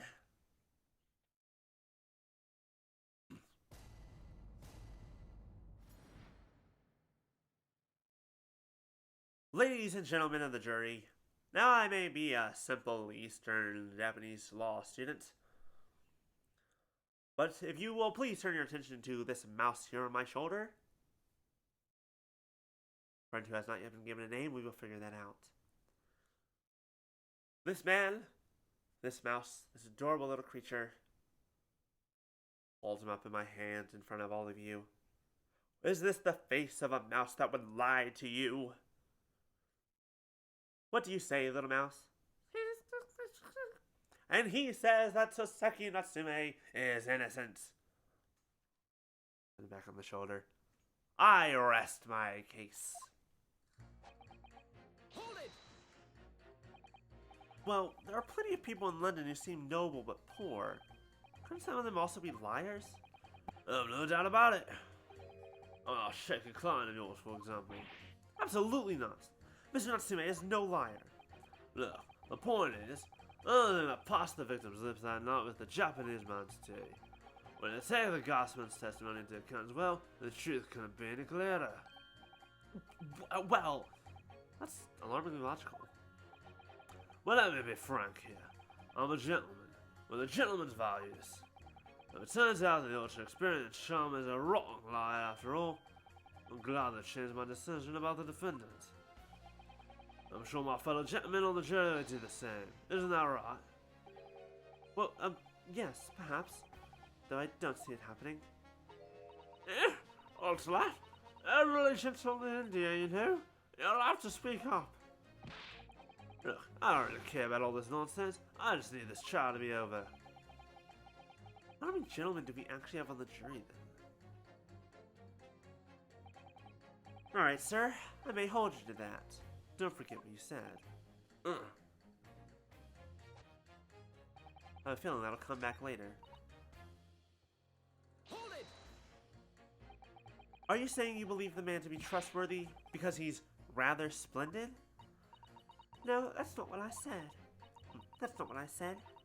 Point is, the man is the victim here. What reason would he have to lie? And yes, he is rather splendid. So you say, yet again. Meanwhile, the man who stands accused behaves so suspiciously, it's exhausting to look at him. I'm afraid he's not splendid at all.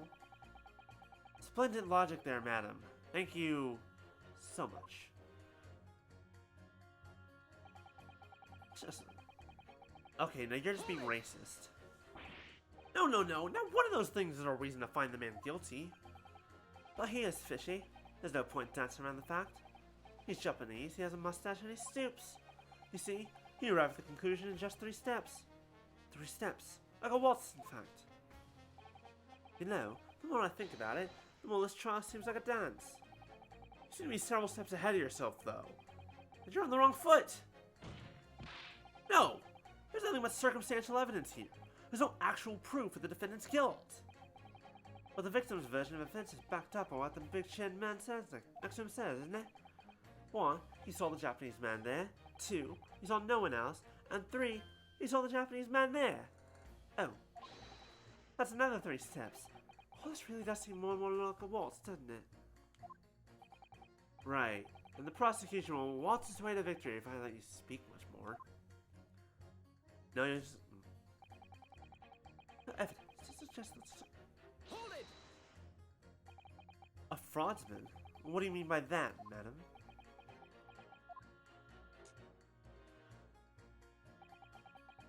It really is a most tiresome problem for the company. Most irritating. The gangling actor is a fraudsman for now.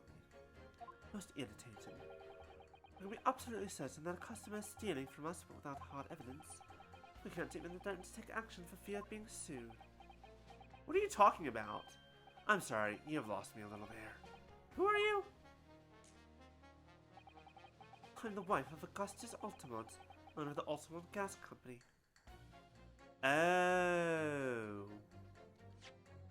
Okay. We can be absolutely certain that there's a customer stealing from us, but without hard evidence, we can't even... Okay. That's why Meter Man was there. That's why they have the same outfits. Or the same colors. Good gracious! Altamont gas, you say? Gas is the future of energy in this country and around the globe. The proper handling is essential. As I'm sure an employee from the Eastern Branch office would be the first to agree. Absolutely, Leonard Quimby. Gotta be used properly. Altamont gas is the best in the world, of course.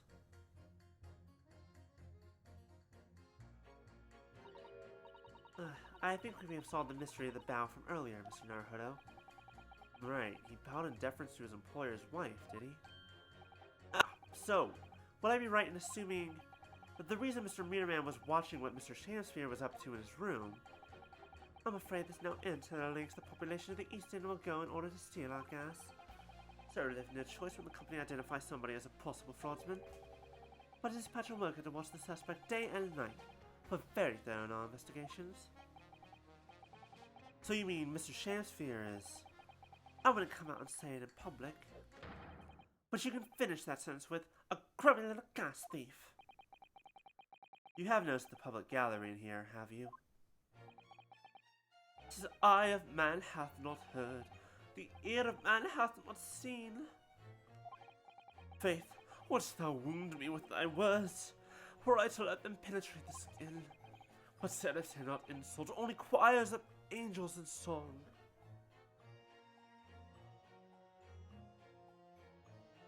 I have no words for this man. I really don't. No words I got. What the fuck? You may not have evidence yet. My workers won't stop buzzing around you until they find... Okay, so, they're laying it into the bee thing. The bee thing. Buzzing around you, for the umbrella, the everything. I don't know why it's important. I don't know if it'll actually matter in the end. And when they do, you'll find yourself blasted back to your angelic heights in the ultimate gas explosion. The Chancellor has been stealing gas. I wonder, juror number 4, if you wouldn't mind adding that information to your statement? My pleasure. What is the bit about ripping that thief apart you enjoyed? A little before the part about abject violence, if it's not too much trouble. Yes, of course. This could be it. This could shift the balance.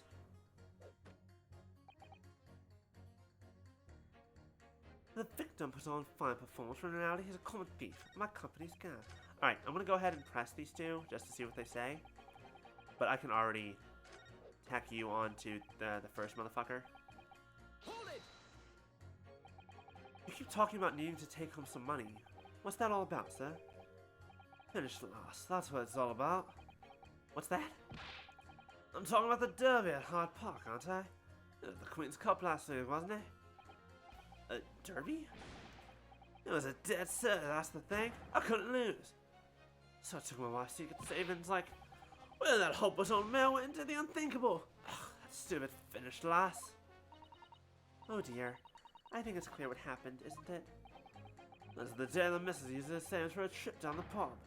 So come on, let this business lie now. Just give it up. No, that's not going to happen. Hold it! What do you really mean by that, sir?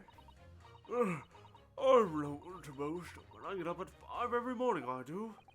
5? You're a really early riser then, aren't you? What's that now? I said, you're an early riser. Well, I wouldn't say that. I mean, I like to while any hours in the evening reading books as well. By about 2 in the morning, I'm usually too tired to go on. He sleeps at 2 in the morning and gets up at 5? Oh my, that means he only has 3 hours of sleep each night. What's that here? Only 3 hours of sleep each night. That's right. You see, 8 hours of missing time. Like I said, it's not much, is it? Ah, I get it now.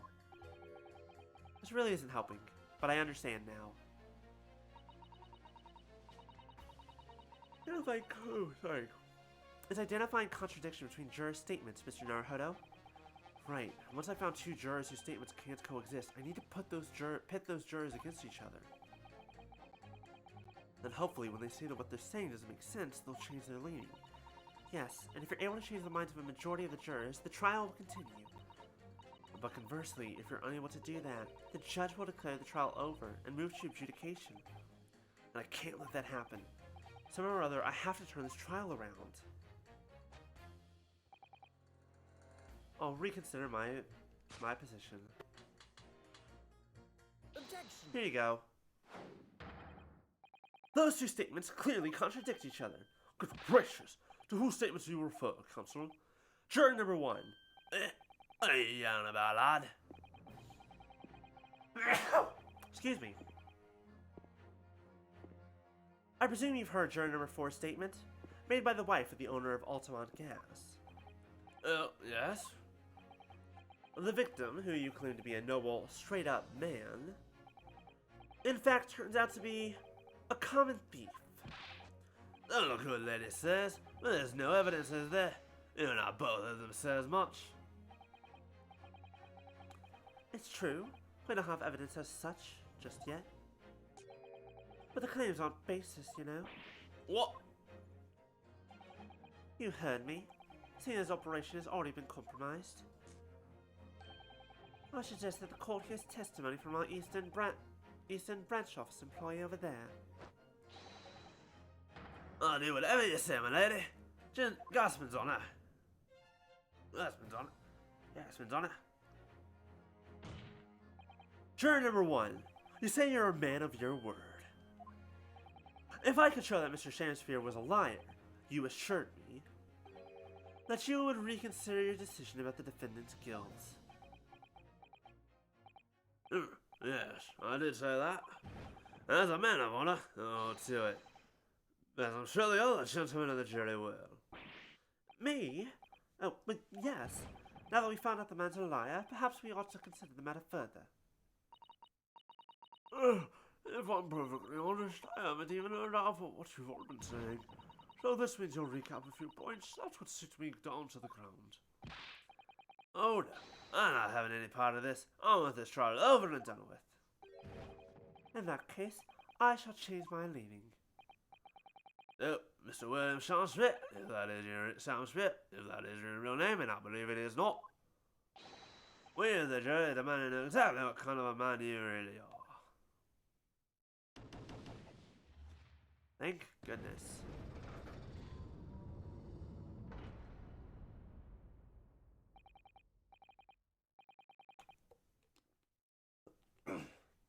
That's 4 jurors. 4 for not guilty. Yes, Mr. Naruhodo. Victory! Hell yeah. What you gonna do about that, vampire man? Fuck you! You can't see him, I'm holding up the double the double birds. Order, order. This is quite extraordinary, I must say, despite the fact that this is the 3rd time we've seen this happen in this courtroom since you've arrived. As a result of the defense's summation examination, the jury's views have changed. Now only 2 jurors say guilty while 4 say not guilty. They therefore declare this court to be in a state of disaccord, and order the trial to continue. Hell yeah, fuck you. Fuck you in particular. This is before the end of the first game. You ain't in the polycule with Ryunosuke and motherfucking himbo Herlock Sholmes yet, buddy. You a sport the bouquet, Mr. Shamsphere. The ladies and gentlemen of the jury now find they are unable to trust you, the victim. Shamsphere. But you gods will give us some faults to make us men. So God mend me, I do swear. This gasman speaketh that which concerns him most, not but gas, not but thin air. Aye, it burneth bright a while, but it hath no substance, and it doth reek foul. Please understand the words you are saying. Oi, what did you say? Stop making the B pose. Do I take it, Mr. Shamsphere, that you deny the allegations of gas thievery? Most heartily, my lord. Hast thou forgot? I am as a seraph, an angel. Noble of mind, sweet of nature, and verily honest of heart. You flower-mouthed, pompous beanpole. Just 'cause I haven't got the evidence yet. Mr. Shamsphere, if in fact you are not noble of mind, sweet of nature, or honest of heart, if you are a liar, then your testimony should have no sway in this courtroom. It is my considered opinion that at the present time no other possible culprit of this crime has been identified. All testimony heard by the court thus far heavily implicates the defendant. In short, it would not be unreasonable at this stage for me to rule on the case. Oh no! However, in light of the fact that the jury has expressed concern about the fidelity of this witness, I believe it would be inappropriate for this court not to pursue the permit further. I assure you, my lord, that would be a waste of the court's time. The gas in this case are unrelated. You don't know what the fuck you're on about. Juror number 4. Yes. Didn't you say before that although you had no hard evidence to prove this man has been stealing gas, you have strong grounds for suspecting him? That's right, we do. Don't we, Hilamuka?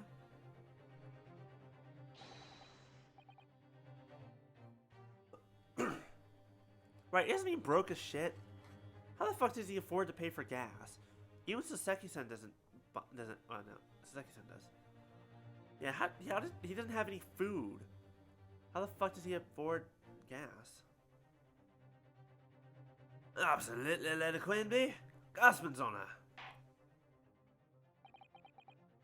Very well then, we will hear your testimony now.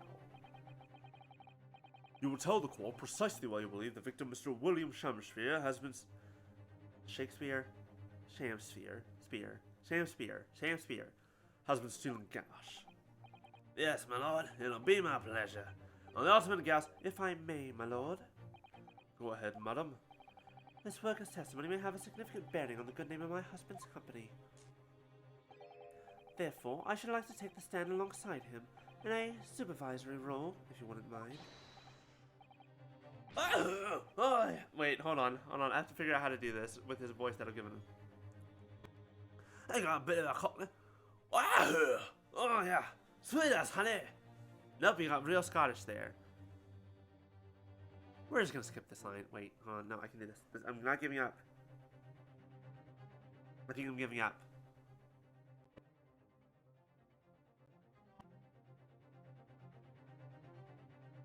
Honey, yeah. I don't know. He has way too much energy for the voice I've given him.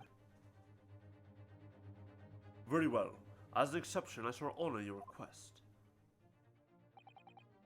Thank you, my lord. You wait till the boss gives you an earful. Oh, it's gonna sting you, mark my words. So that one I could do. Oh, yeah. So, you will both testify before the court on the subject of the illegal consumption of the Altamont Gas Company's fuel. Yes. Is that clear, my good man? Clear as ultimate gas, my lady. Which is the clearest in the... I have a feeling that's not quite true. This is the clearest in the world.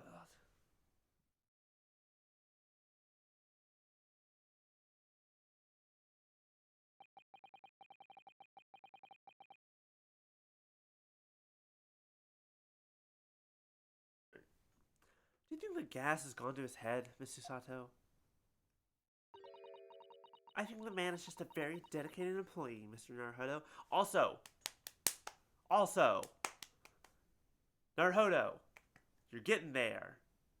You're almost there. I swear.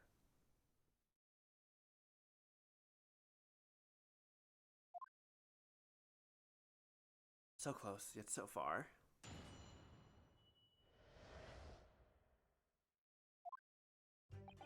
I'm proud to be the company's Eastern Branch investigator and meter money collection agent.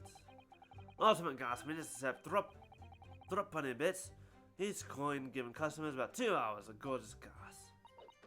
And yet, the meter in Mr. Shamsphere's room didn't have a single coin in it. The meter doesn't appear to have been tampered with, though, and the collection agent has the only key. Somehow, easy to know the flaming gas he wants without paying a penny. That's not even what... Okay. I get it. I understand now. The coin in the soap. It melted. Whatever that coin was, it's a false coin that the meter is just reading as the coin to pay. And then it melts away. So that's how he's stealing gas. And that's what the soap's for. The soap, I guess the... keeping it on the window ledge is keeping it cold enough that it doesn't melt. Demon, what is?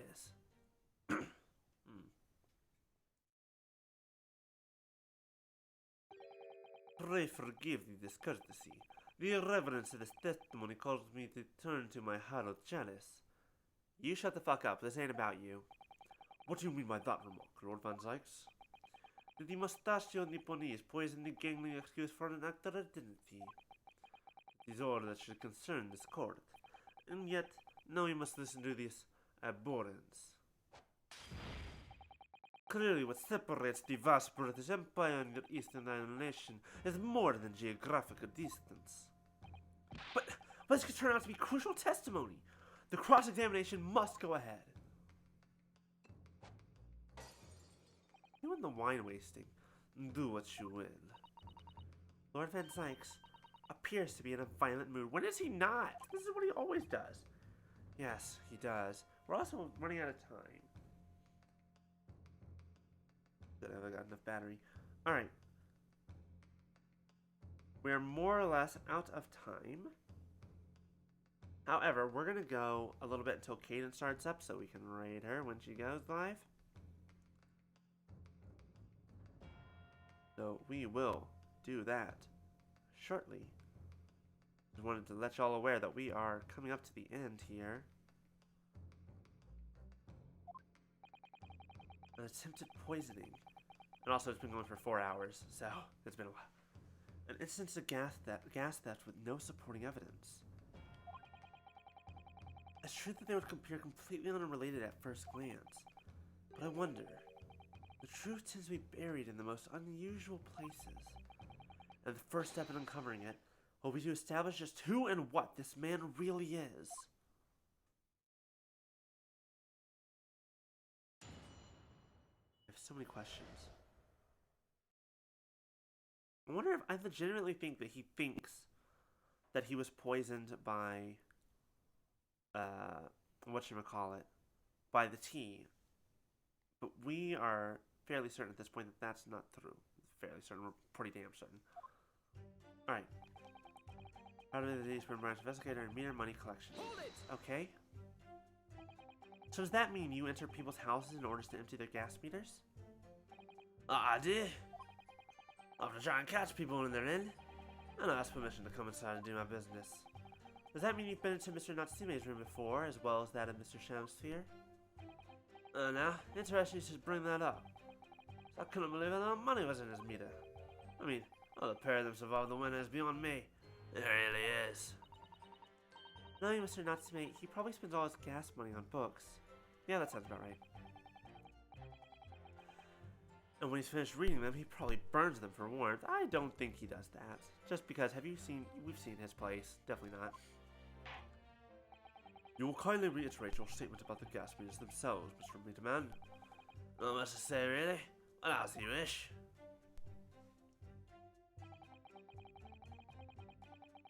Put up penny coins, each coin, okay? So all London houses that have a gas supply are fitted with these gas meters, are they?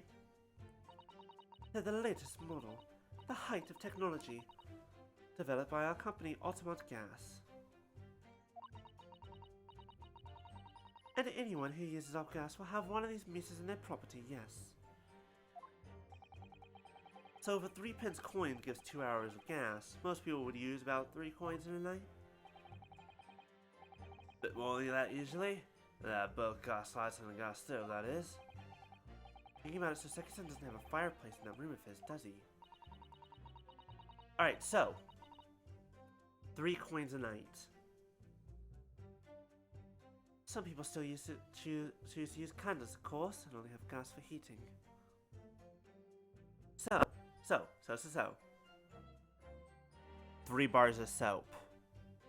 There were 3 bars of soap in that place, in that flat. Yes, I do remember seeing candles in Mr. Natsume's room, actually.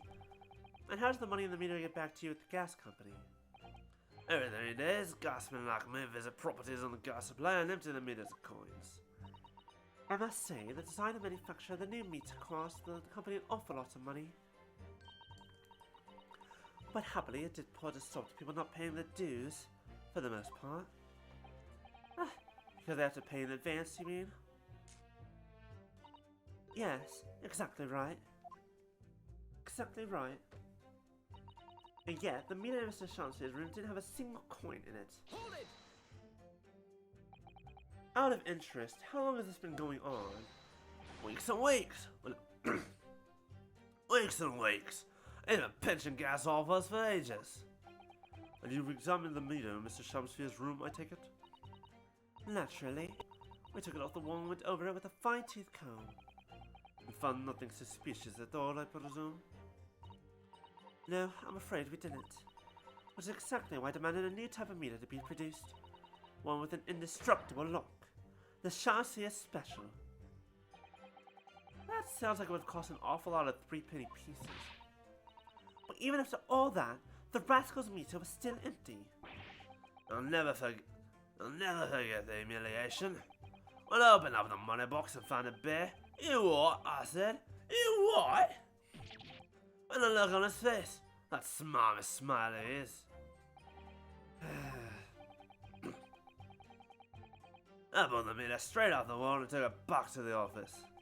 But you know what? Nothing. Not a trace of it being jammed open anywhere. Not a single sign because it wasn't. It was instead filled with fake coins. That's how it was being paid for. And what happened to my salary as a result? Down by 3 shillings a day, that's what. A life-threatening situation in a number of ways. Incidentally, what became of that meter? Nothing became of it. I still got it. Give it to me. Give me that meter. Oh? Right here. No wonder they call you Meter Man. I think it would be prudent for the court to sequester this item while the trial is ongoing.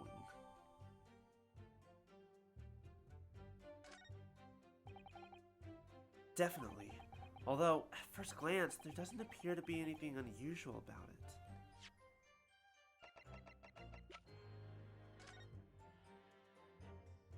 Alright, so we have... That's a very sturdy looking padlock. Isn't it? And the money box is sealed with beeswax too. So if Mr. Sholmes were to get up to any mischief, he'd be found out immediately. Mr. Naruhodo, mischief of that kind is not the sort of thing that Mr. Sholmes would... You know you didn't finish that sentence, don't you? Hi there, babies. Welcome. Welcome, welcome.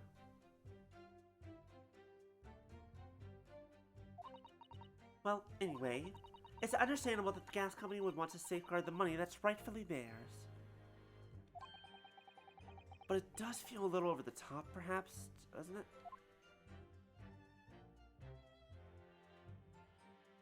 I want this thing popped open.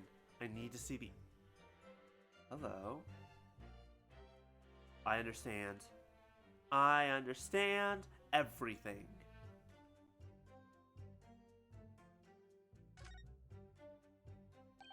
Oh, what's this? Have you spotted something, Mr. Naruhodo? Just here. There's a little hole. Do you see? Goodness, you're right. I wouldn't have noticed. It's not a very neat hole, is it? Not professionally made, I'd say. So, you think it might have been opened up by Mr. Shamsphere? Possibly. It seems people at Altamont Gas must have missed it. Well, it certainly seems to go all the way through to the inside. Yes, but there's no way a coin could fit through here. That's true, but even so, it seems more than a little suspicious. I got it. I got it. Because I noticed this earlier in the picture.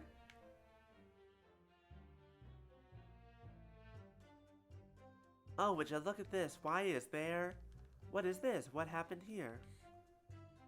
Why on earth is there this stain directly underneath the gas meter? Oh, I don't know. Maybe because he puts the coin in, it... Oh, goodness, he has gas for 2 hours. Wonderful. It melts, it goes through the hole, and now it's gone. That way there's not just, you know, a crap ton of whatever liquid that is, just all up on the inside.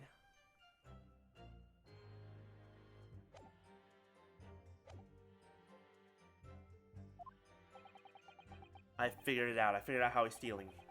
I just don't know where he's getting the things that he's turning into coins, or what those are. Let's move this along, shall we? Continue with your testimony. Though I would say it has as much value as the contents of that meter. Oh.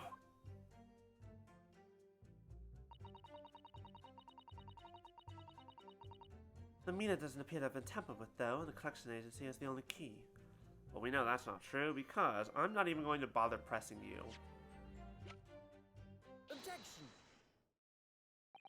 Lady Altamont, I'm afraid to say that this meter clearly does show signs of having been tampered with. Hi, yes, we are still going. We're just waiting for Caden to get started, and while we do, we're just going to keep on going ourselves. What? Get away. I've been over and over that thing. I'm telling you, there's nothing wrong with it.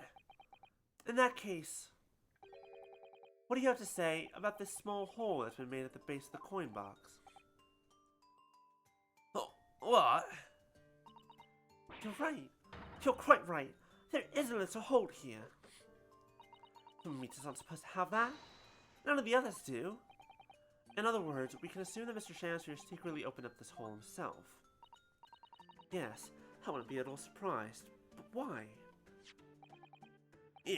Oh, I mean, it's tiny. You're gonna get a farthing through that.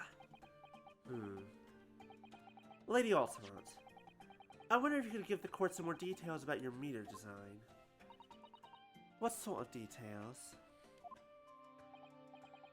Well, what I'd specifically like to know is, how does the meter tell the difference between different coins?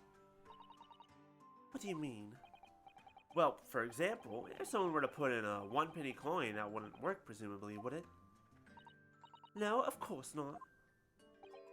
So, well, how does the meter know that the coin has been fed as the thruppenny bit? Ah, I see what you're getting at now.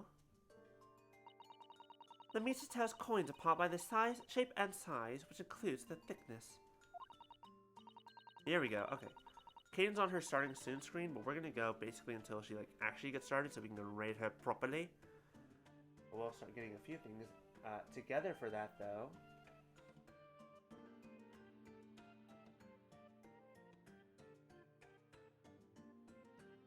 I'm not gonna start the raid just yet, but we're gonna wait. She's armored with an umbrella, yes she is. A thruppenny bears about 3/4 of an inch in diameter, you see. Other coins just won't fit. Ah, I see.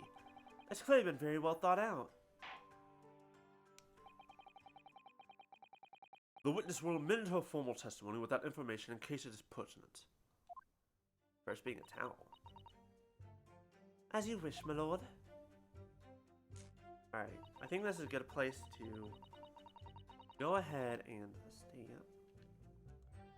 We go ahead and save it for here. We will continue this, presumably next week, assuming nothing else happens next Thursday. Clouded Kokoro. Kokoro means heart, right? If I remember any amount of Japanese correctly. Well, anyways, thank you all so much for joining me. We're going to sit here for just one moment while we get this ready. I keep forgetting that I need to make another command, because we do have, for those who are not subbed when we raid, we have this one. But if you are subbed, you can replace the regular hearts with our little emote. Our little mecha heart.